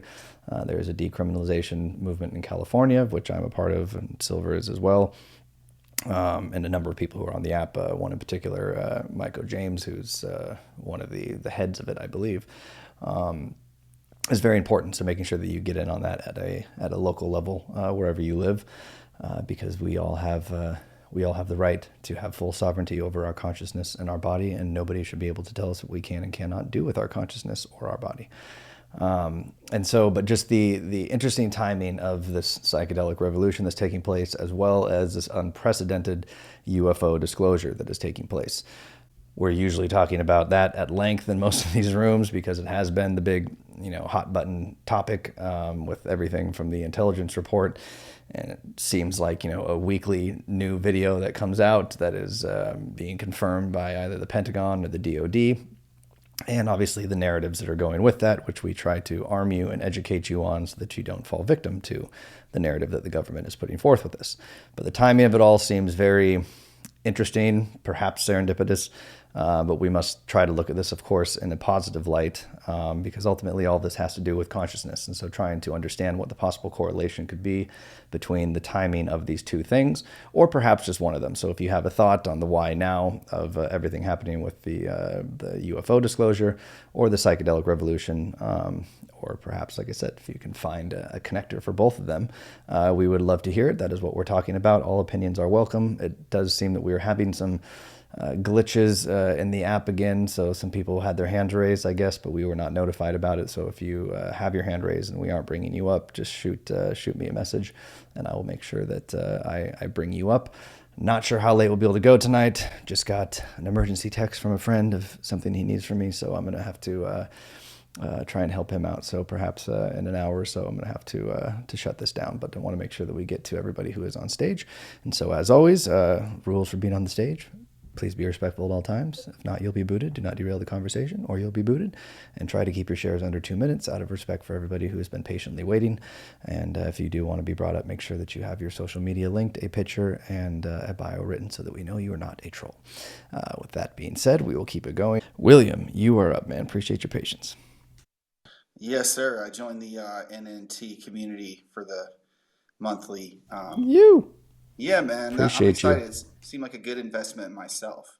And then I get back there, and it's got really, really cool features, and it's really easy to use. And the chats, and it's just whoever built that is that data. No, actually, that's Jesse helped build all that. He's not here right now, but Okay, well, yeah. yeah, they did a great job. I really don't have a share when it comes to this. I'm just trying to learn more. The analogy I see is in having psychedelic experiences myself, a sense of return to unity and kind of um, a standing outside of my ego and an ecstasy in that place. And then I also see the analogy there with the UFO disclosures and bringing this into my own consciousness and seeing that we're not alone. So again, there's the return to unity in the analogy there. Yeah, that's pretty much all I got. Thanks a lot, Nate. Thank you, William. And that's what we're looking for is the ideas like that, because there definitely does seem to be a correlation for anybody who has traversed the other realms of consciousness on psychedelics, or perhaps in other ways of reaching non-ordinary states of consciousness, whether through deep meditation, hypertropic breathing, a number of other things, actually, Wim Hof techniques and stuff. There's a number of ways to kind of get your consciousness outside of your body, if you will.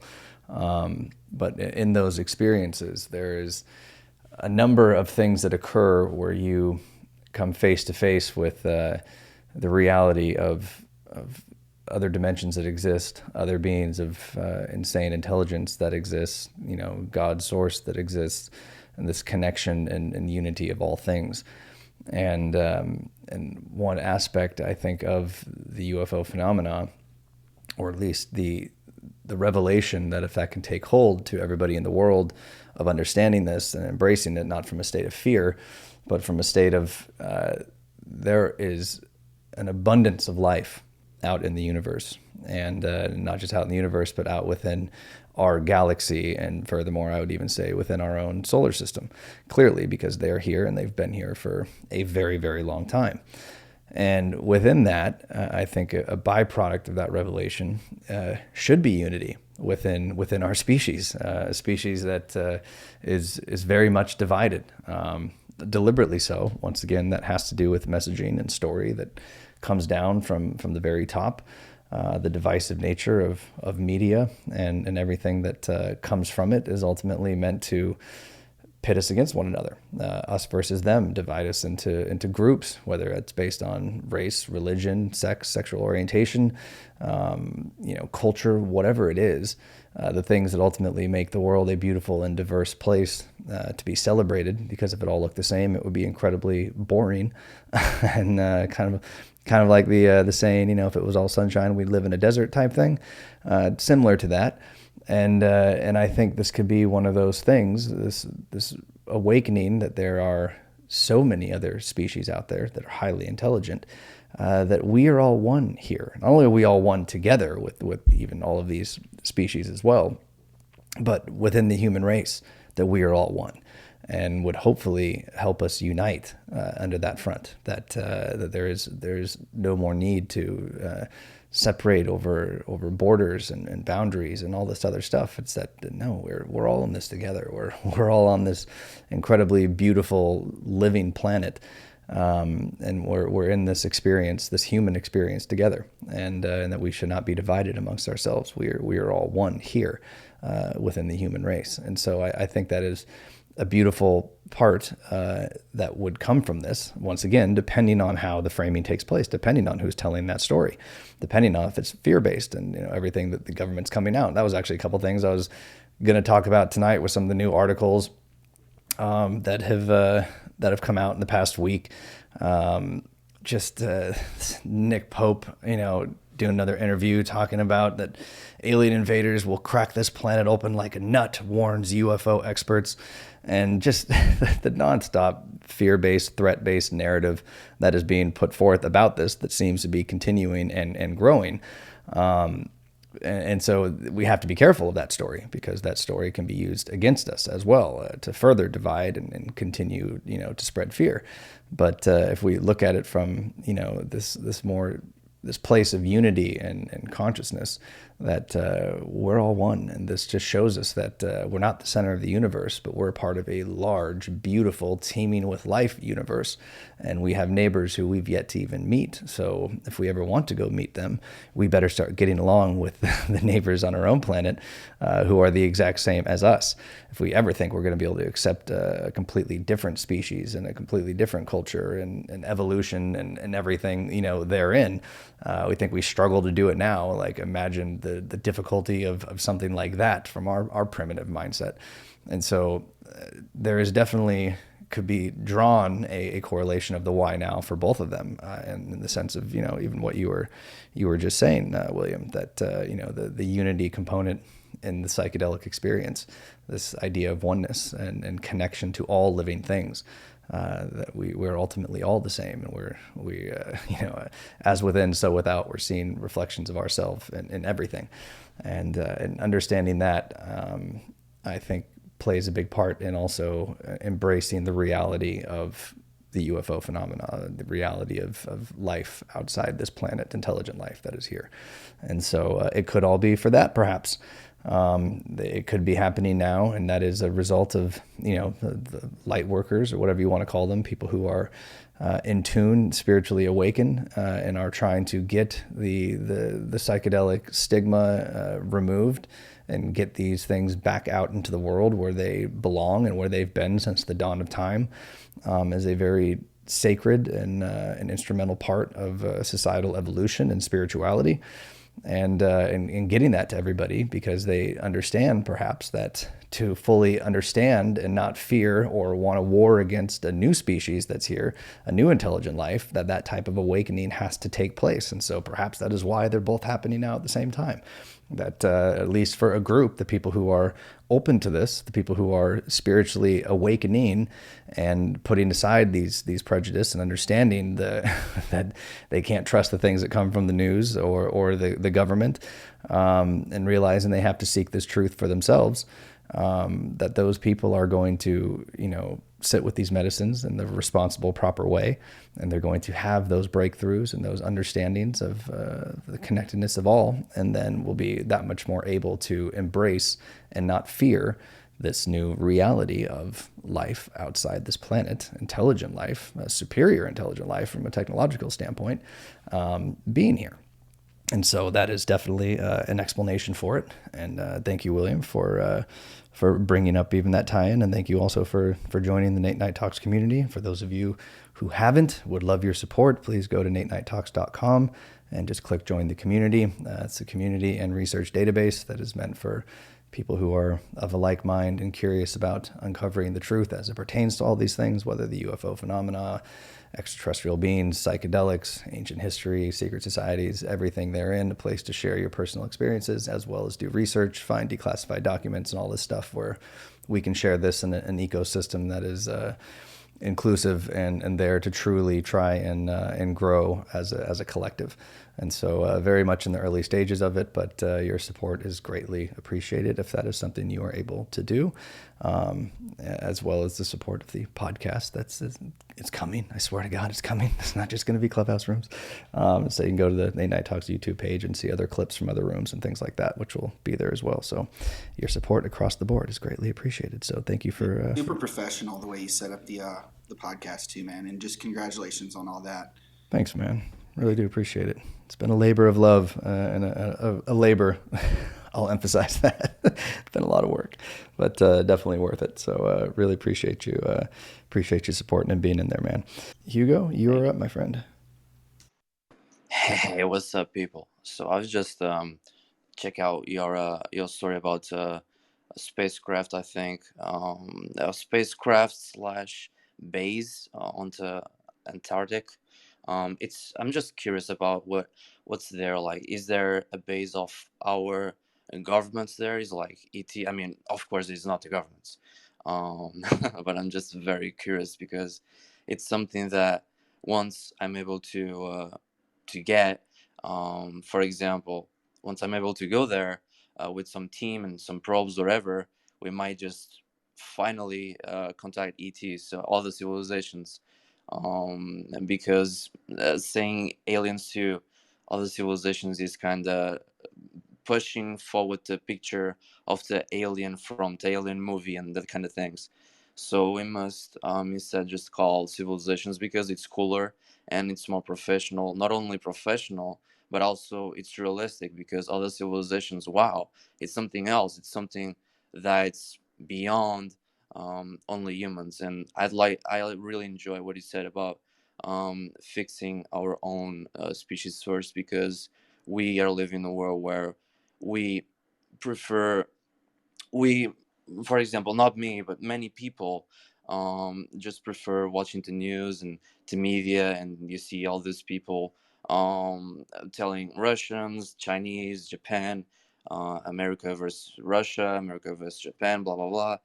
And instead of that, I'd like to see some friendship and bondship and organization instead of just being a country. I know it's not the topic, but I just like really to share my thoughts about it. Instead of just being the countries, it should be everyone together. Instead of the countries, it should be like the humanity together, and the countries itself only the places so people know where it is.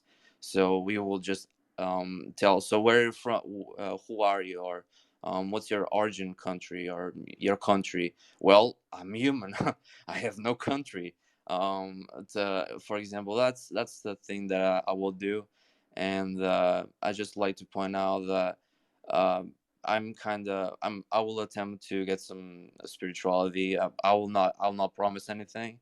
I'm not really into it. I'm not really into religion because religion, it's anything. It's nothing really. Because if you are able to create a universe, you you be accepted to be called the god after you create another universe? Hell no. I don't want to be called the god just because I created a universe. If I create a universe, or once I create one, I just want to have fun with other civilizations. I don't care about being called a god. So that's really my points on it.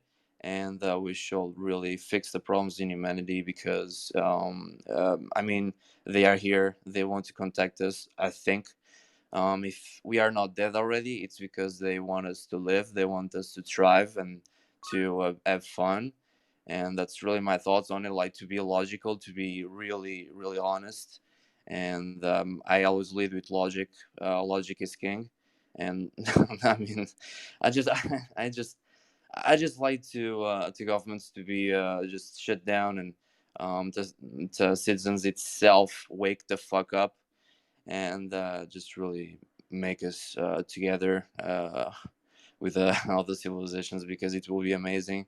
and traveling faster than the speed of light with other civilizations, having fun with them. It will be an amazing, very amazing journey. So that's a very optimistic future. It's possible, totally possible. The thing is, the governments want us to shut our mouth. So be aware, pay attention, be bold, be big, think outside the box, and don't care about the governments. That's really my thoughts on it. Appreciate it, Hugo.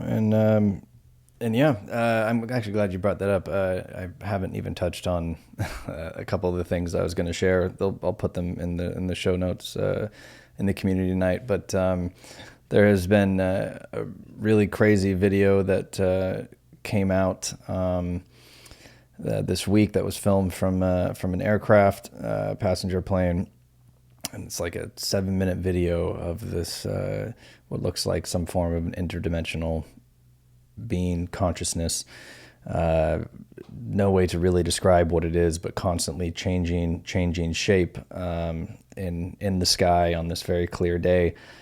So far, it does not seem like this footage is faked. Has a lot of people scratching their heads, but it's a really, really crazy video.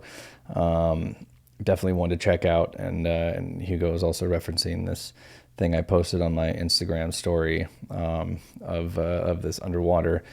Appears to be a base that was discovered off the coast of Antarctica. And as we've talked about in a number of rooms before, about the underground bases that exist all over the world, a lot of them that we have made, but other ones that seem to be of a more extraterrestrial origin, especially like the ones that are off the coast of Catalina. But this is a crazy Google Earth image of this underground. I mean, it's definitely not natural, and it's massive. It's 66 kilometers in length one direction, then another line goes down 16 kilometers and then goes another 10 kilometers. It's massive and looks very, very intelligently engineered. And so I did a little screen share of that. I found the coordinates after finding an article about the people who originally found this, and I posted on my Instagram story. So that's what he's referring to. And it just seems, once again, there's an influx like crazy in UFO sightings that are taking place recently. And I have to just, another one that Silver, I think, shared in our back channel during the week. I believe it was you, Silver, about these a Vice segment about these two guys who did this UFO hoax some years back in I think New Jersey, I believe, or perhaps New York. I can't believe, somewhere on the East Coast. And it's been such a I don't want to say pet peeve of mine, but it's something that absolutely angers me to no end that people do this. This is a subject that is to be taken incredibly seriously. That demands our respect and our inquiry, our honest, intelligent inquiry into these phenomena and the reality of our place in the universe. And this subject has been so mishandled by the government and our intelligence agencies for since the 40s, basically, and they've done everything they can to deny it, to stigmatize it, to lie about it, and cover things up, and to have people who are going out, which granted, I believe a number of them are part of the intelligence community. I don't think these two particular guys were. They were teenagers when they did this. But to have people going out and continuing now, especially now, it seems like there's a big uptick in this because of how much attention is being given to the subject. There are people going out and hoaxing these fucking videos. And it is so unbelievably damaging. Here we are trying to have meaningful conversation about a very real subject that is just finally now getting some attention that it deserves, granted with a narrative now that we also have to overcome and educate and arm people against, that's being put forth by the government and the media. But nonetheless, it's at least out there where people are talking about it. And now you have these people where finally, after all of the years, the decades of programming, of disinformation and counterintelligence and a re-education of the population, so that people have viewed this subject in one particular way for such a long time, which is usually with either a form of disdain or mockery, are now finally opening up and maybe taking it seriously, or at least being like, wow, okay, well, maybe there is something here, and holy shit, that has major implications. And what does that mean for me? What does that mean for society and our species and consciousness and technology and where we're going and our place in the universe and everything else that comes out of that? And then you have these little dickwads who come along and decide to go CGI hoax a video and throw it out there just to continue to muddy the water, which is already insanely muddy. And it's damaging. Like, because now the people who might be on the fence, who might, start to be taking this seriously as they should, are now going to see this stuff, and they're just immediately going to be like, actually, you know what? I was right. This is nonsense. This is hoaxed, and they don't know what to believe anymore, because now they're just going to look at everything as being a hoax, and it's just stop. Like, fucking stop it. Go viral some other way. Go do your little dance on TikTok or whatever. Like, go do something else. Don't hoax UFO videos and try and get likes, or frame this in some type of a way that just makes it even more difficult to get to the truth, because we have a hard enough time doing that, having to battle through all the narrative and disinformation and lies and everything that we're bombarded with on this subject and have been for the past 80 years. That's Antichrist stuff that they're doing, That's the fucking Antichrist, in my opinion. Sure, but either way, just stop. The point is, it's artificial stop. Intelligence. Fucking AI bullshit. Yeah, stop. I agree. Okay, thank you. And so that is the takeaway from that. And that was after watching that little UAP or Vice segment on these guys who are hoaxing this and laughing about it, and about how gullible people are, because we all are, and many people are. I mean, just look at the fact that we're brainwashed by the things that come out of the media on a day-to-day basis. This is usually the last thing people are being brainwashed by, because they're usually being told that it doesn't exist and it's nothing. And so it just needs to stop. Pick another hobby or another thing to do that's going to make you go viral. But hoaxing this stuff on an incredibly serious and real subject matter that people have lost their lives over and their livelihood over investigating, it's not right, and it needs to stop. So I'm done with that. Shashank, you are up, my man. Welcome to the stage. Thank you for your patience. Wow, Nate, thanks a lot, and take a breather, buddy. This did come out like, okay, like, what didn't come out on the story. All right, let's bring it all out. And I totally feel like, why you're saying that, right? And it's definitely harming the whole community, like, who's holding our ground, like, steadfast, and trying to bring in more people onto in expanding the awareness around these things. And then these things are not helping at all. So totally agree with you. Um, yeah, like, I was just looking at the topic of the room, and I saw psychedelic revolution. The now, like, something like, I get, like, this is like the nerve of the zeitgeist that you picked up upon, and I think so. You're aware of this, like, it's kind of referred to as the psychedelic renaissance, right? There's a very beautiful talk given by Paul Stamets on Maps about examining the psychedelic renaissance, and he kind of gets into, like, what these the times that are bringing, especially from the medical and especially from the research field, as to how this is like, opening up like the doors for new frontiers on medicine, or new frontiers on community building, or whatever, right? So psychedelic renaissance, that's interesting. And UFO disclosure, we've beaten that to death, right? In the last couple of months, we've just gone into it, in and out. I'd like to add a third little factor over here, and I'll explain why in a minute, right? So the third one is the cryptocurrency, right? And just thinking about all of this as to why now this actually reminds me, like, about the time that, it was an honor to meet this healer, this teacher from Africa, Kilindi. I'm sure, I do hope Scotty would have come across this name, Klindi space Iyy, right? He's this incredible um, I would say, like a teacher or a healer or whatever, like, this human being from Africa, I believe Ghana, if I'm not wrong, and who would regularly work with dosages of 30 to 50, like 30 to 50 dried grams in his ceremonies, and really commune with the hyperdimensional beings, like, that these are his words. Of course, we believe him in his way, right? Now, he had a very interesting talk. I'm sure you'll be able to find this on YouTube as well. I mean, the title of the talk was Mushrooms, the Mycelium Crypto Wallet, and Bitcoin as Psychedelic Transdimensional Currency.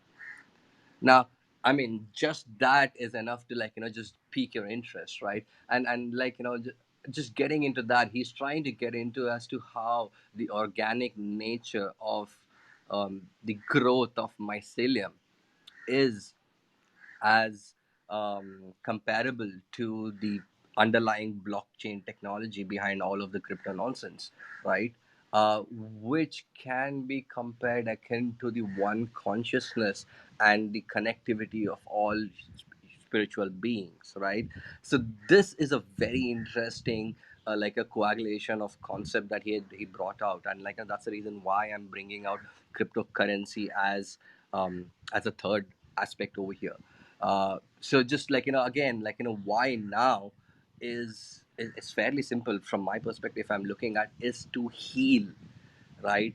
To heal every little aspect that requires healing in our lives, right? No matter how spiritually awakened every one of us are over here, each one of us require healing on a regular basis, something or the other, right? We do need to work that. And that's what the psychedelic renaissance, the UFO disclosure, and the cryptocurrency is bringing us opportunities to come into our space of sovereignty, come into our space of our like heart space, and really heal every bit that's needed from there, right? And from there, like we start to like heal about our heal out our conditioning.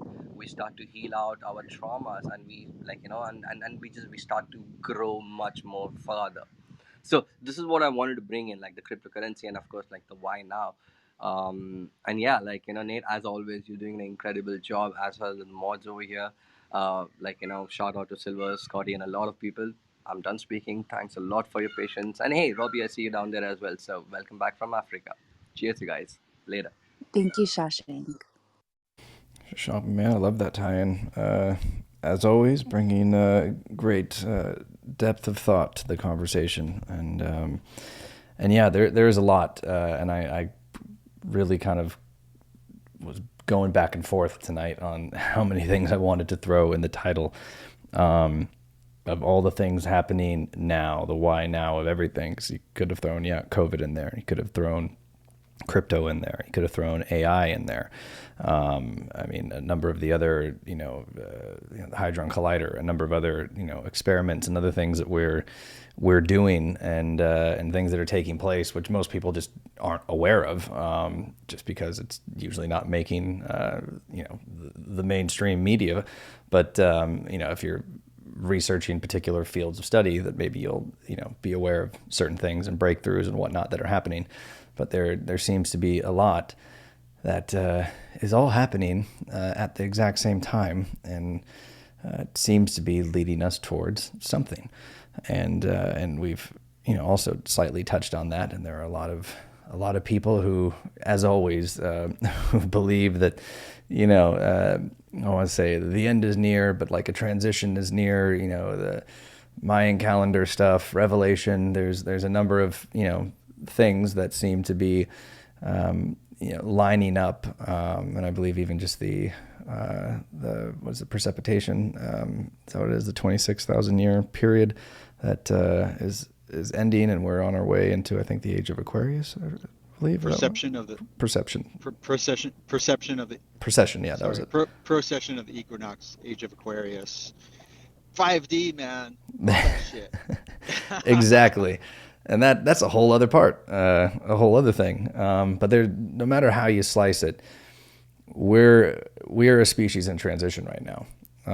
big time. And there's Yeah. there's a war on consciousness taking place, and there are people who are waking up to these realities, and we need to be nurturing this thought process and these people and this idea of thinking. I hate even using the word outside the box or alternative ways of looking at things versus just, I don't know, more seemingly historically accurate ways based on ancient civilizations and ancient wisdom teachings and things that have been kind of ingrained in our civilization, but more lost recently and abandoned for the sake of a strictly scientific approach to things, which has failed to ever do anything to answer any of the questions that we've been seeking, despite how much we change the model to try and support it. And there's actually going to be something I'm going to doing the podcast here in the next couple of weeks, and Shiva's going to be one of the guests for it, and we're going to be diving into a lot of those subjects, and so it will be a fun conversation to dive into, especially as it pertains to physics and going back to even some of the Tesla stuff from the other week and various propulsion systems and the scientific community at large. And so it will be a fun deep dive. So once that interview is done and released, make sure that you check that one out as well. Idris, you are up. Appreciate your patience. Hello, Nate. Thank you for the room. Very interesting. I would like you to unpack again why now. Sorry, I came a little bit late into the conversation. And I also wanted to say, I mean, governments are not to be trusted. They have demonstrated that like over and over and over again. That's for sure. But a question that I have in my mind, like, why are all these UFOs basically very evasive? I don't know, like, if I read this somewhere, but it just made sense. Like, if they do not want to reveal who they are, then they're doing a really bad job at it. And if they do, why are they not doing it? That's like another question. And the third thing, what do you do to like basically prevent yourself like from falling down the rabbit hole of self biases when it comes to the topic? Thank you very much. My name is Idris and I'm complete. Thank you, Idris. Well, yeah, so I'll answer the last question first. You must always keep an open mind, always. The second you think you know it all, you are deep in ignorance. And so I personally, and I know a number of the mods, and I'm sure people on stage as well, the approach to all of this is always keep an open mind, no matter what. And be prepared to be wrong, and be prepared to admit when you're wrong, which most people don't, especially in things like the scientific community and academic community, archaeological communities, a number of things where we have a hubris and an ego that can get in the way of getting to the truth and truly finding out the answers to the questions that we seek.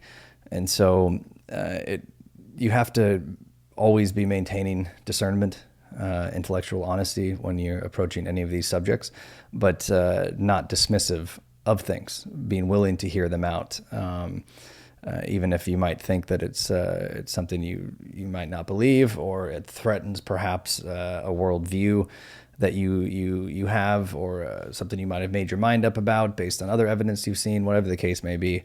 It's maintaining an open mind all the time to everything, and knowing that we're probably not going to get the answers that we seek ultimately. Not here. I think we can definitely have the access to getting insights to these things and altered states of consciousness, and learning to really tune into our intuition and our higher self, because that is connected to everything. That is connected to the infinite intelligence of the universe that we are all a part of. And I believe we can get certain insights and downloads that way, even though some of them may be nearly impossible to ever put into any type of a human language, but at least get some type of a knowing at the core of our being about certain things, or at least a knowing of what is definitely not right, type of thing.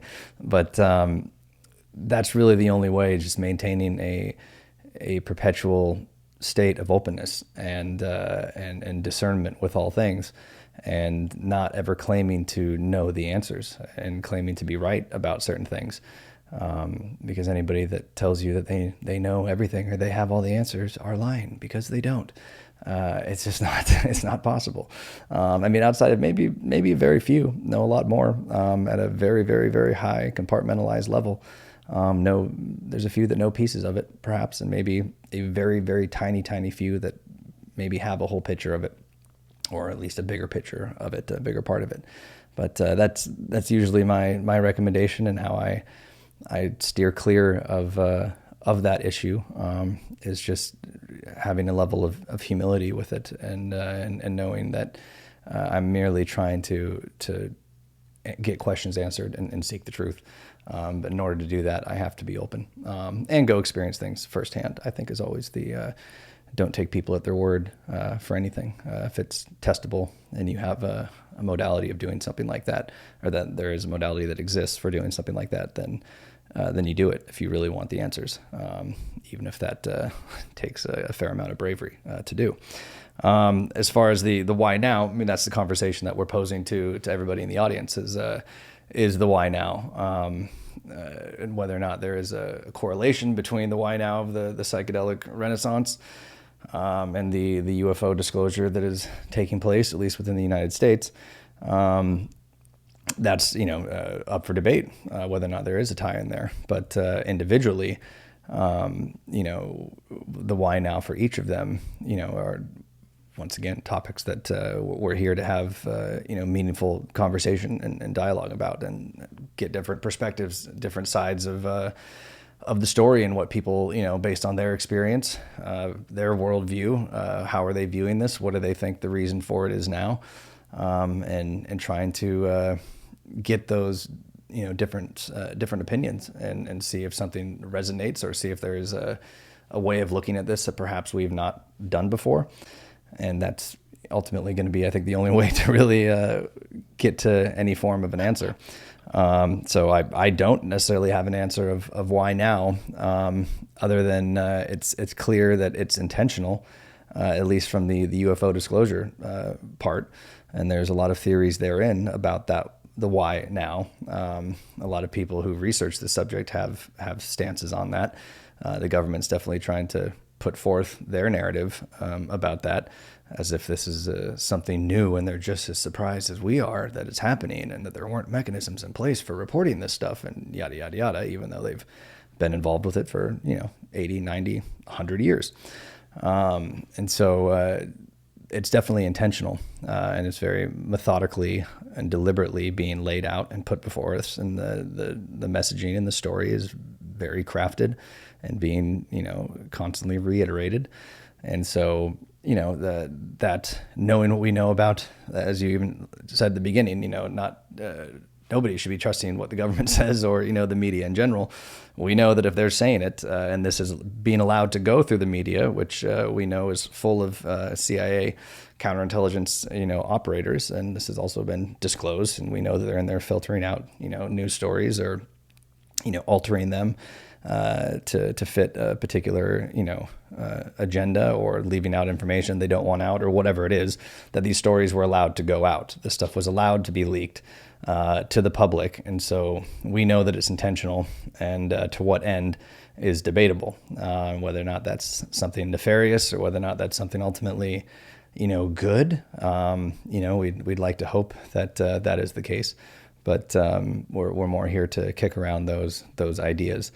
And I can't remember what your second question was in there. Nate, I have an idea. Hold on one second. Let me just, Idris, what was the second question? Yeah, I was asking about the evasive nature of UFOs. Oh, that was it.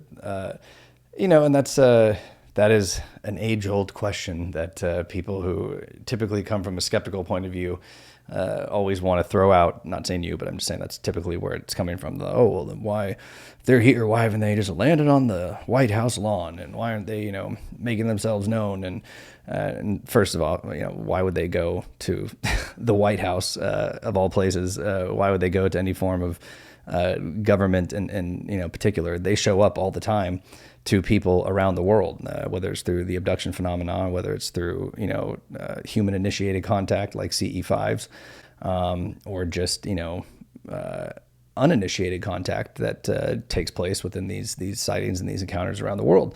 They make themselves known, and this is why I think it ultimately comes down to the consciousness component.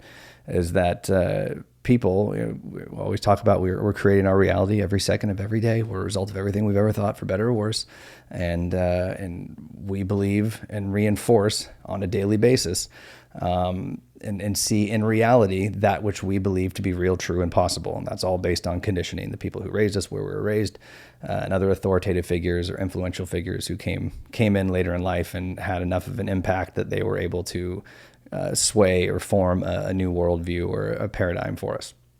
And so if that worldview, if those who control that narrative in particular have been saying for the longest time that these things don't exist and that they're not real and they can all be explained away, and people who see them are crazy, then by and large, the human consciousness is not going to be seeing them. It's going to filter it out as not important. Same way when you buy a new car, you get that new black Tesla, suddenly you see black Teslas everywhere. It's not because they just suddenly appeared. They were always there, but now your subconscious is picking them out as a priority because they're a part of your reality and you're seeing them everywhere. So the same thing can be attributed to the why of the UFO phenomena right now, as far as influx and sightings, why so many more people are seeing them. Is because now it has entered the mass consciousness. It has been talked about and said to be real by the government and media sources, which I would say probably 80% of the world rely on and don't believe until they say something is real. And so now there's a lot more people opening up their consciousness, their subconscious in particular, is now willing to believe these things are real. So now they're going to be scanning the skies a lot more than they ever would have been to see these things, and they are going to see them as a result. Not that they weren't always there, not that they weren't always showing up to these people, these millions of people around the world who've had these encounters and these experiences with them since the dawn of time. It's just that they weren't accepted in their reality, and now they are. And so it seems, that there could be a correlation. This is, my opinion, that they show up to those who are believing, who believe them to be real. It's kind of not the seeing as believing, it's believing as seeing. That is the underpinning of every religion, of, pretty much any wisdom teaching is ultimately, it's, you have to have faith or believe certain things to be real in order for them to be real. And that would go into the very nature of creating your reality, because what you believe to be real and possible is real and possible. And if you believe it to not be possible, then you won't ever achieve it, or it won't ever happen for you.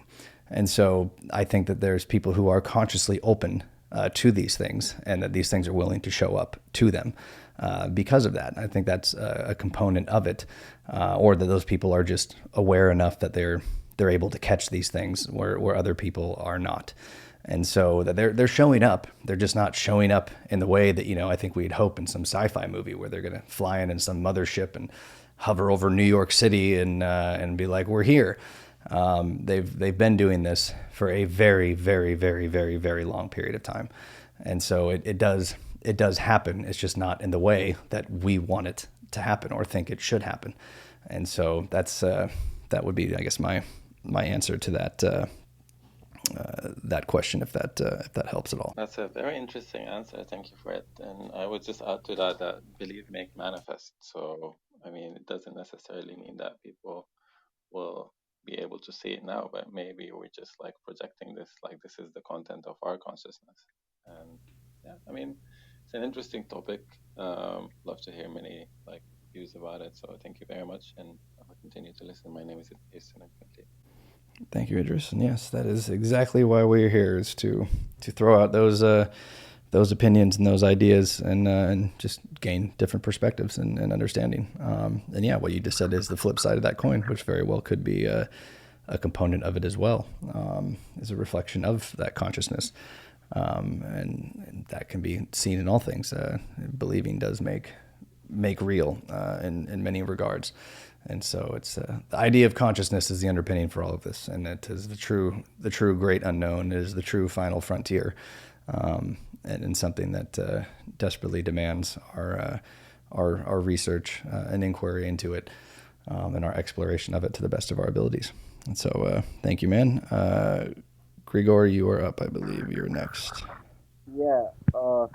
So my idea was, what if aliens are just billionaires who are on psychedelics, visiting Earth for entertainment purposes? Billionaires from Earth visiting Earth? I don't know, billionaires from just outer space, from a different galaxy, not necessarily from our planet. Well, all things are possible. It is a funny kind of, I think, joke people throw around is the idea that these things are just like little space tourists who, same way we go visit, another country or a particular place, are just, cruising by on vacation and checking us out.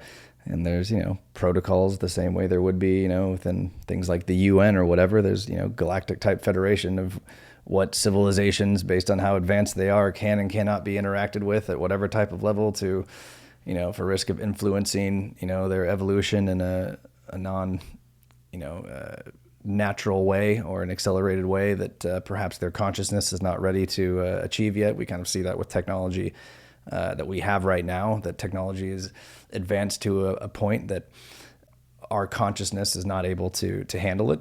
We have, hence why all these, mental disorders are coming up as a result of social media, like the effect it's having on people's consciousness.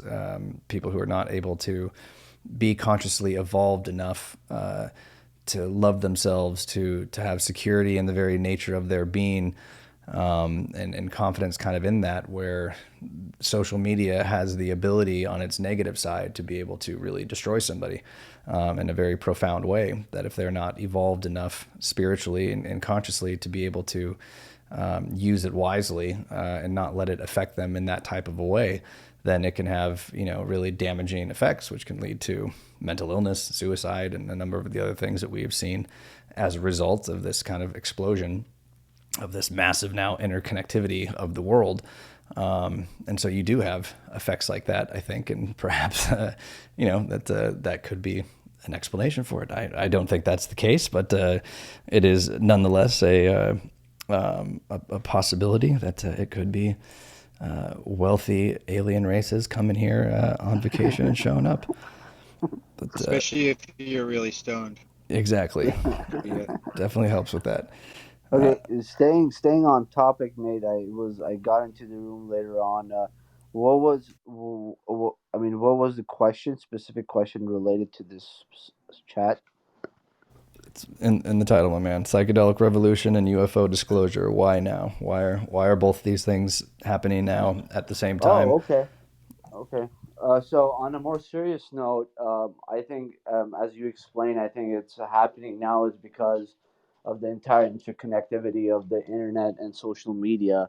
So people are more exposed to, information at the tip of their fingers. And as you said, it does get into a person's consciousness and creates groupthink, and it just creates awareness. It's a marketing scheme, which is pretty damn successful in all assets of information gathering and spreading.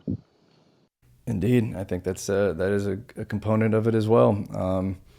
Is that there's because of that interconnectivity and everything that is happening now, we are able to connect with people we never would have been able to connect to around the world, as well as thought and opinion can be controlled and manipulated in ways that were never ever possible before this technological revolution that we're currently in.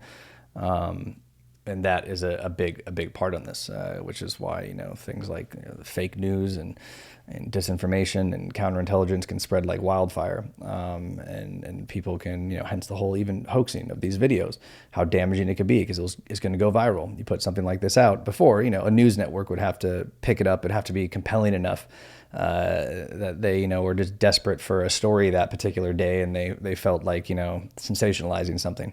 But now anybody can just throw something up on the internet, and because of technology the way it is, you can be an amateur and make something compelling enough that to the untrained eye, people can see these things and be duped by it, which is incredibly damaging. And so we're far more susceptible to manipulation now than we ever were in the past. And it's, you know, it's a double-edged sword, you know, hence the Yeah. whole being consciously evolved enough to, you know, utilize these technologies in a responsible, healthy way, which we don't seem to be doing right now. And then this is more of a conspiracy theory on my behalf. There may be a higher agenda uh, as far as experimenting with people's psychology. Say like a secret society or group that's controlling the social media facets is essentially spewing out data via algorithms to see how people react, what people's likes and dislikes are, and based off that, you know, caters to the specific social media user. But this is just a theory on my behalf. Well, we definitely know that the CIA has done that and currently is doing that, and have been very successful at it. Hence why they continue to do it.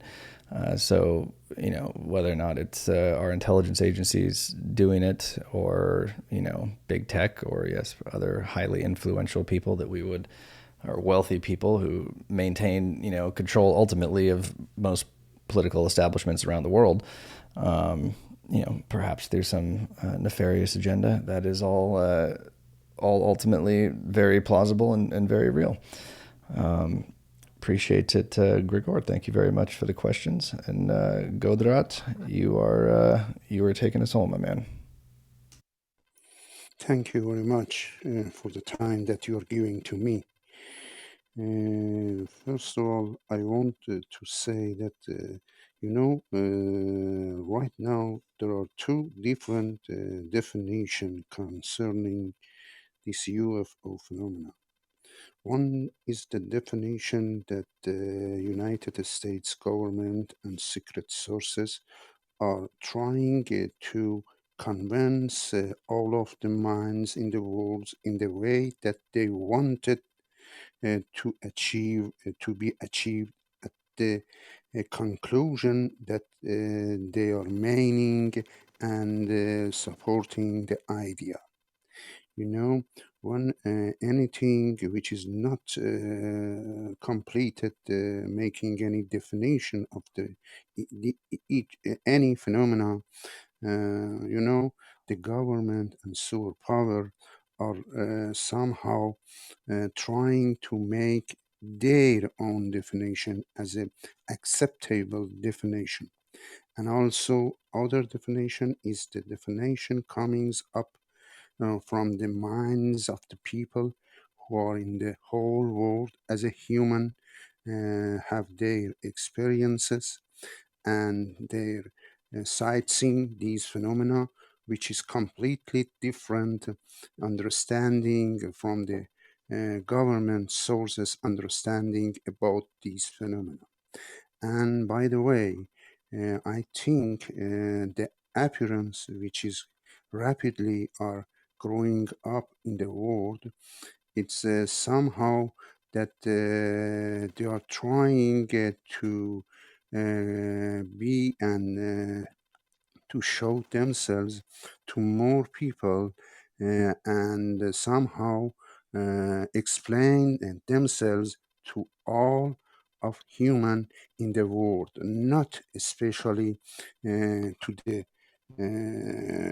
those who have control the military bases and the power of the society in the earth. Because we are human, all of us, and this is the point. If there is important for them to have any connection, it's important to be connect with the human, not a special human who has power for some times and maybe lost the power and the control in near future. So this shows the main difference. And also, I think, the media, as you said previously in your talks many days ago, that they are trying to somehow control our understanding concerning these subjects. This is the main point. You know, changing the UFO to UAP is something showing that they are planning somehow to make a special road in these phenomena for all of people in the world who are conscious and trying to find what are these objects and unidentified flying objects.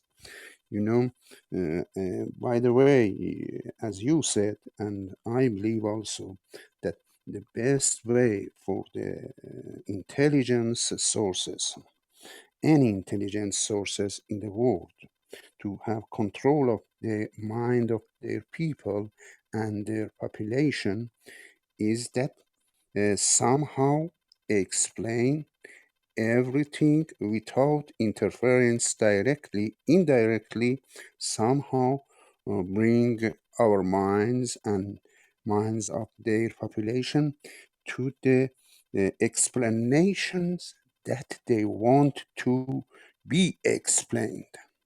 You know, this is the main point.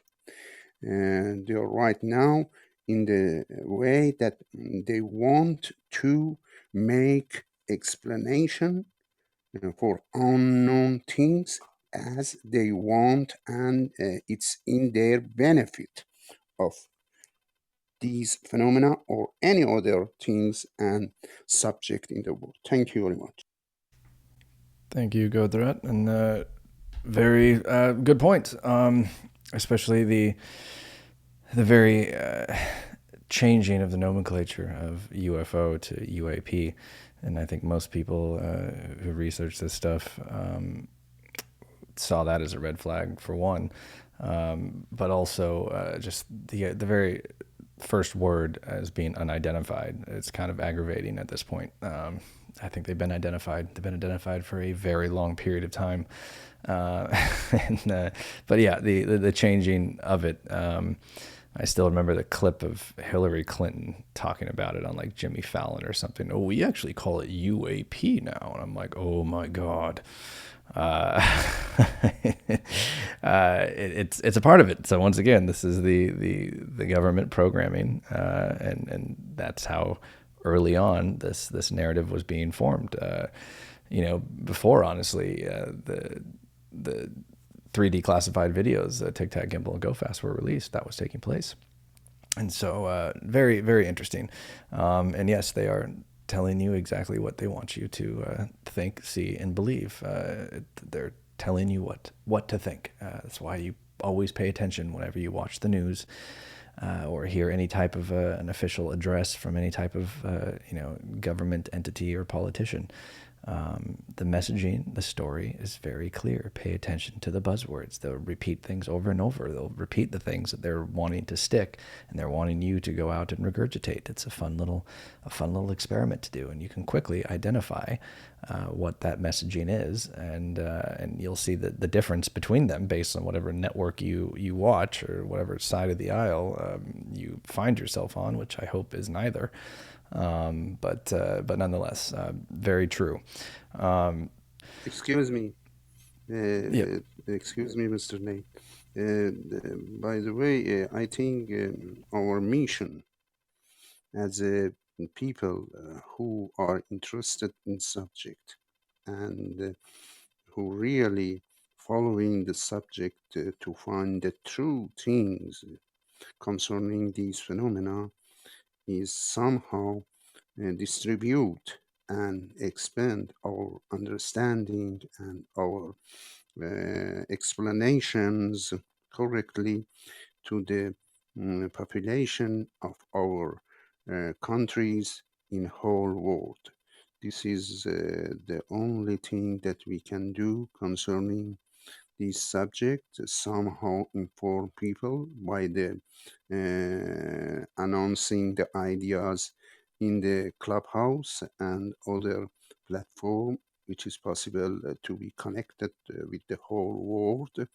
And the point is that the people should somehow try to accept what is logically based on the logic be acceptable.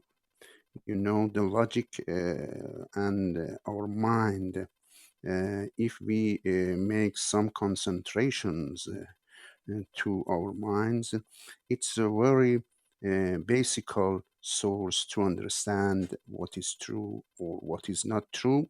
If we consider any subject, any phenomena based on the acceptation of logical points, which is goes to the time of considering time of saying blah blah blah, and also other points that would make each of us to understand and somehow to finalize whether some words are true or are lying. Thank you. Thank you, Gothrat. Scotty, I know you came in late. I wanted to make sure you had a chance if there was anything you wanted to say as to the question of the room tonight: psychedelic revolution, UFO disclosure. Why now? And I know you've had thoughts on that as well, and I know we've unpacked this before, but would love to hear if you have a take on either of those or them combined. Yeah, thanks. Phew. Well, I think the psychedelic revolution, whether it's planned or not, I mean, it starts with Johns Hopkins University and the studies, because without them, and one could argue without the work of MAPS as well, we wouldn't be where we are today regarding this push. You have Johns Hopkins University, love them or hate them. Some people hate them because of all the bullshit with COVID, and then you have a lot of people in the psychedelic community who love them because of the important work that they're doing, bringing light to the healing powers of this important medicine. Um, and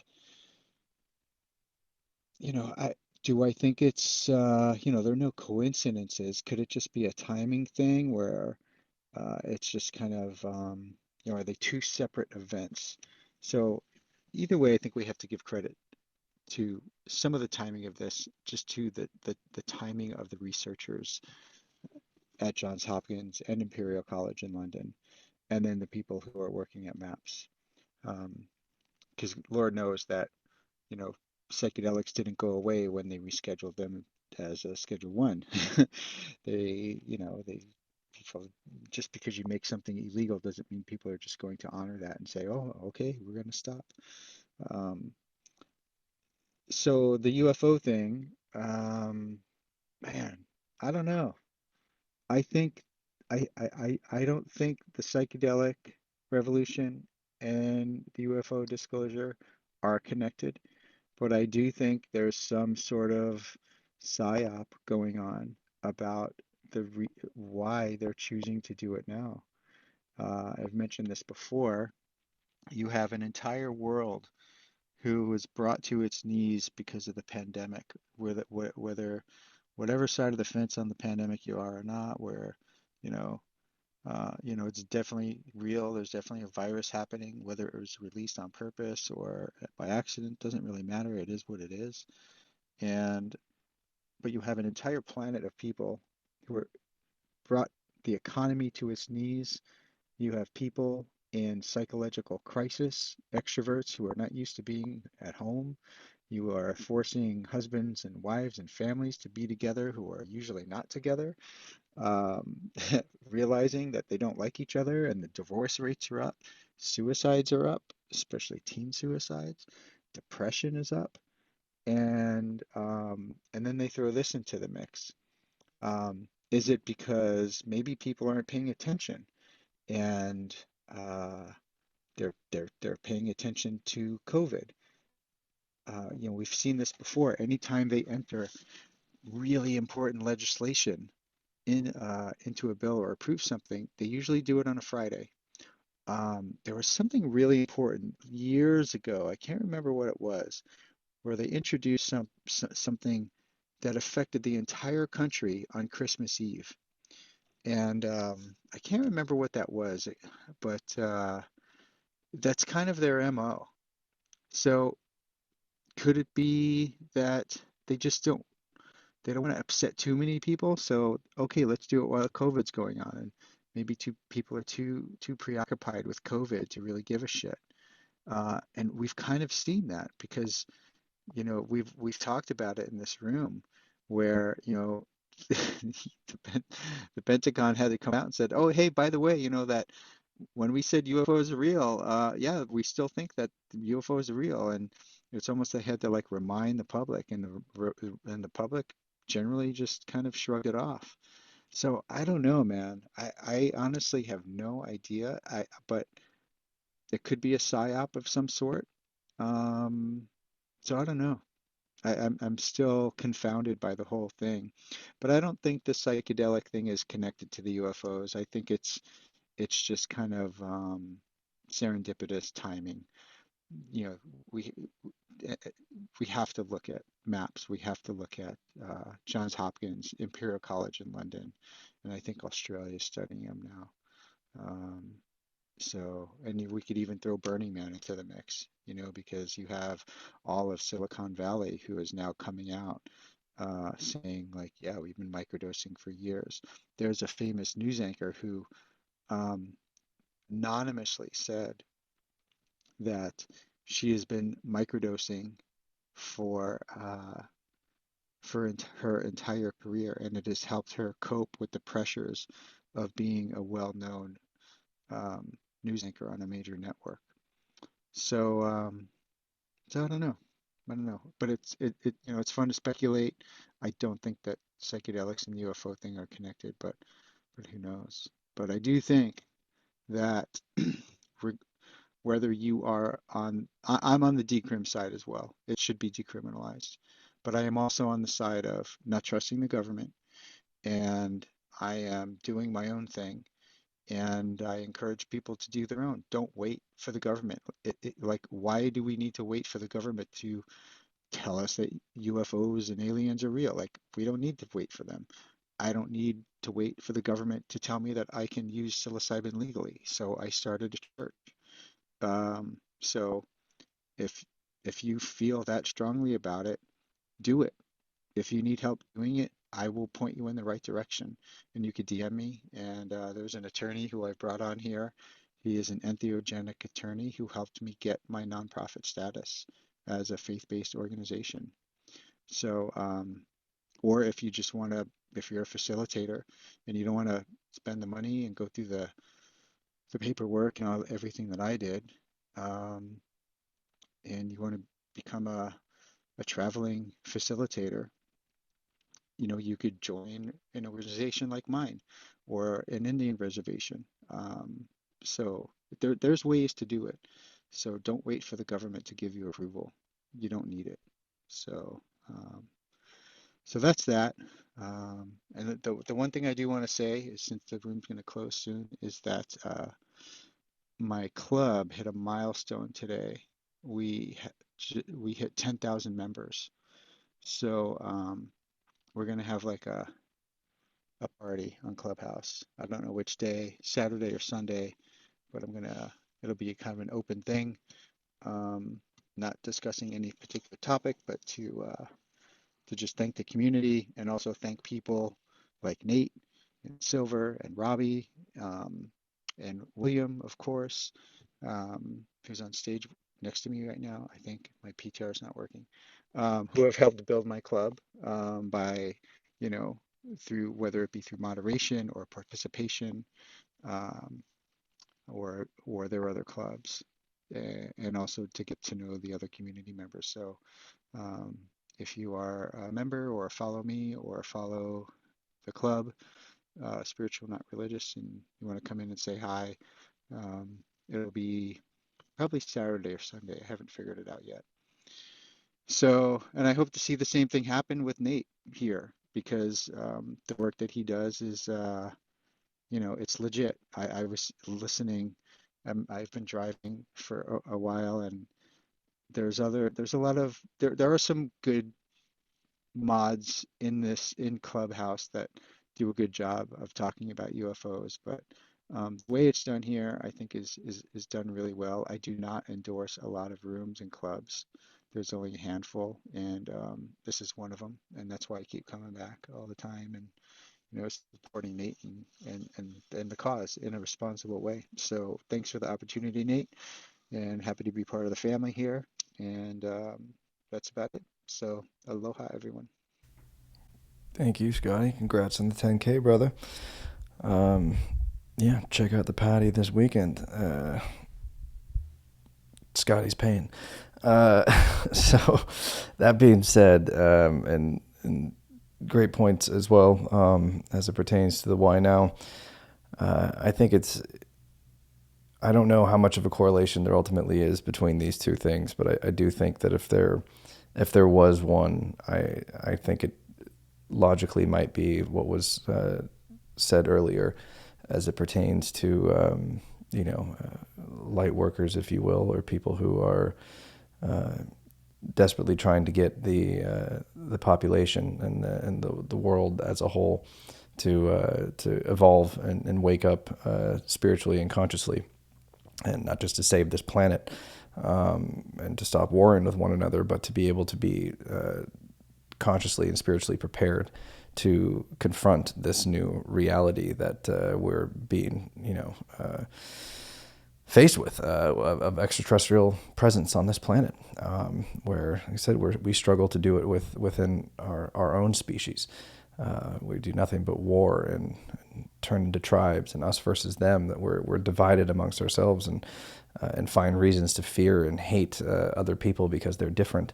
And I once again believe that is all a result of messaging coming down from the top. I think people are inherently good, and no matter where I've traveled in the world, and I've been all over places that people would say you shouldn't travel because it's not safe, and I've met people in every culture who are all incredible human beings who all just want the exact same thing, which is purpose and community and understanding, and to be loved, and to feel like they're contributing something in this existence.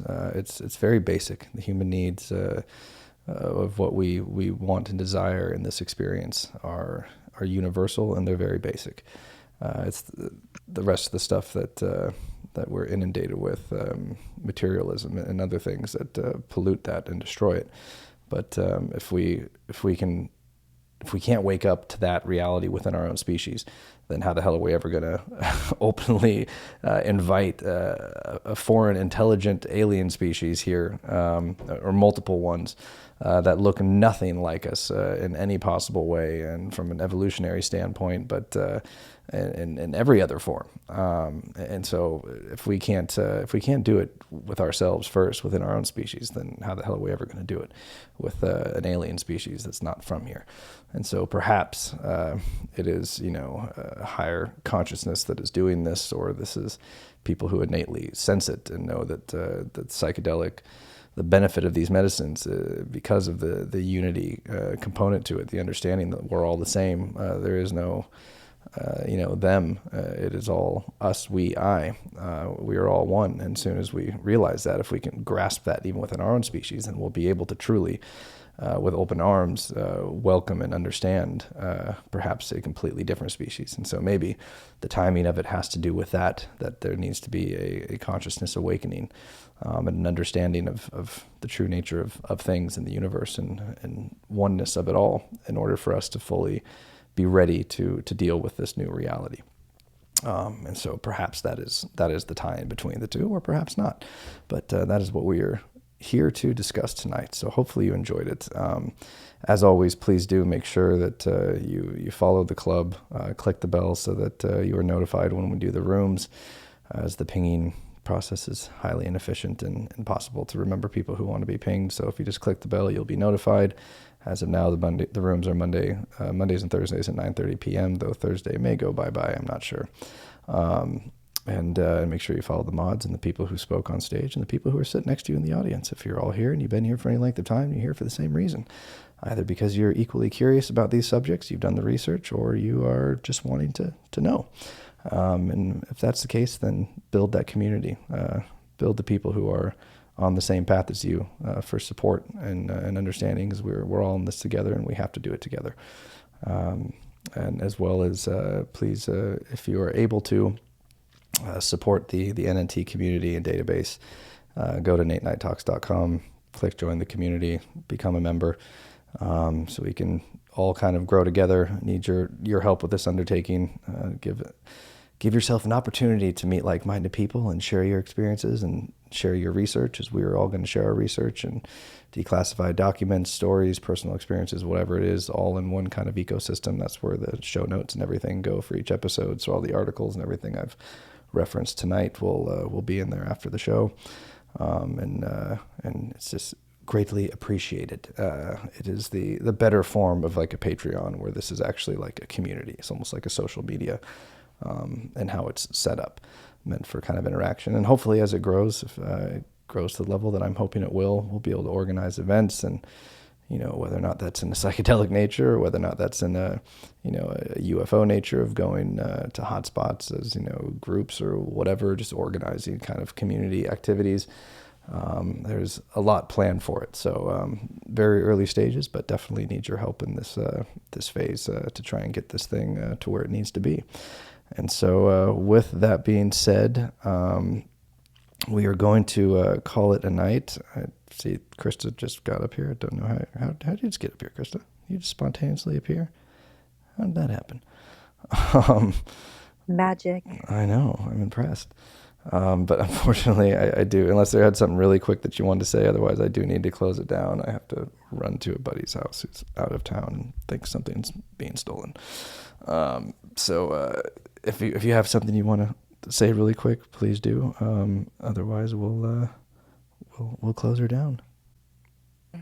No, just good to be here, and I just hope that we do figure this out. I think hope we do figure out how to be one with each other, whether there's extraterrestrials coming our way or not. I think it's just going to be really key that we stop fighting among ourselves and come together. So I hope that we do that.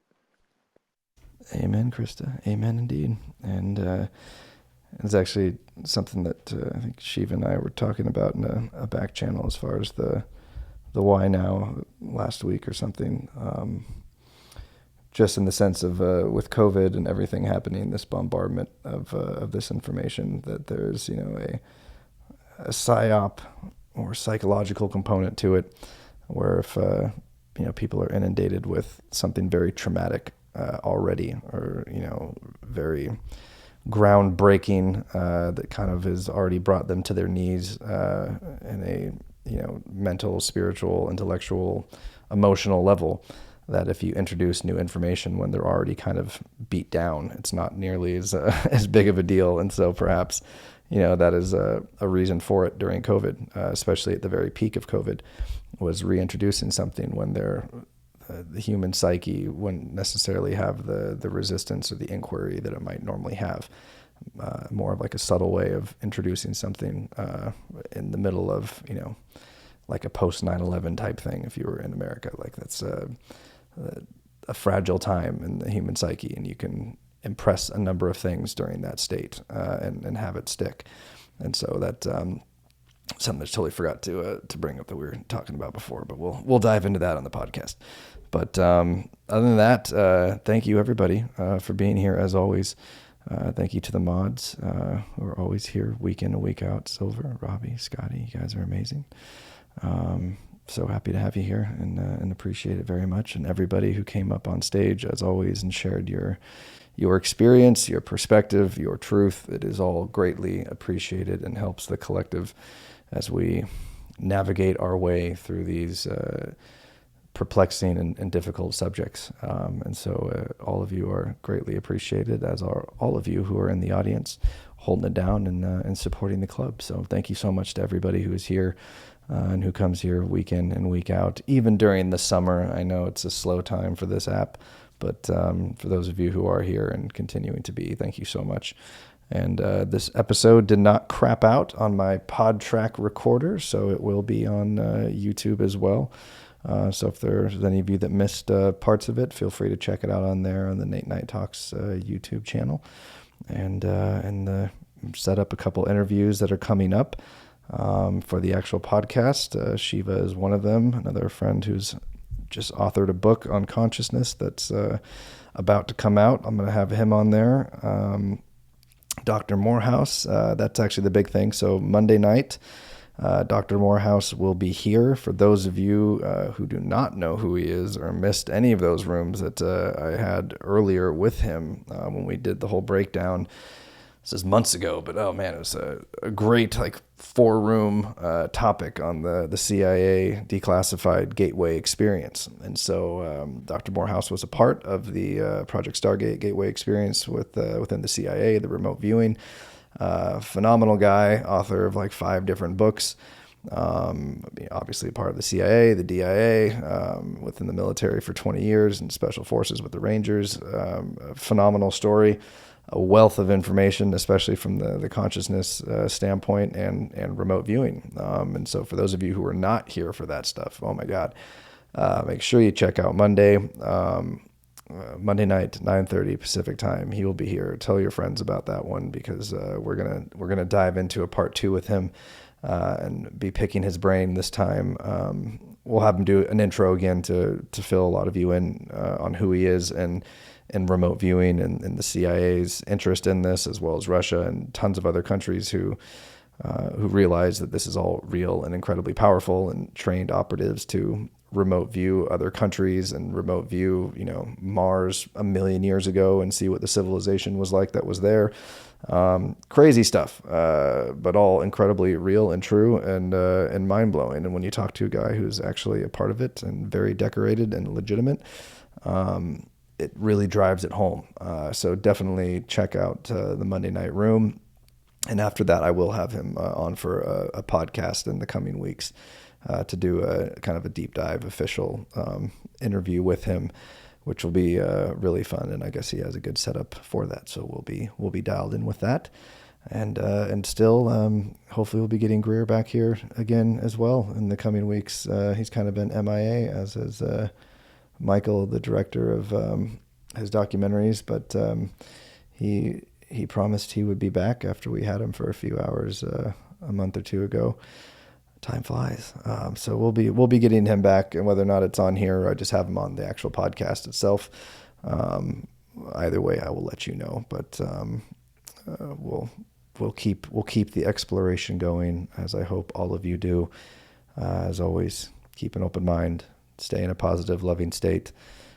Educate yourself. Be aware. Knowledge is key. Knowledge is power. But don't let it make you fearful or put you in any type of a negative state with the reality of certain things. You are the author of your reality. And so make it a good one and make it benefit all. That is it. Much love, everybody. Have a fantastic night. And I will see you all. I might pop into Scotty's little celebration over the weekend, but after that, we'll see you all Monday. Have a great night. Oh, hey, you made it all the way to the end. Me too. I hope you enjoyed the video. If you did, please make sure that you like, subscribe, comment, share with all of your friends across every social media platform. And then if you have time, go to nateknighttalks.com and join the NNT community and research database if you have time and the resources and want to support what I'm doing here.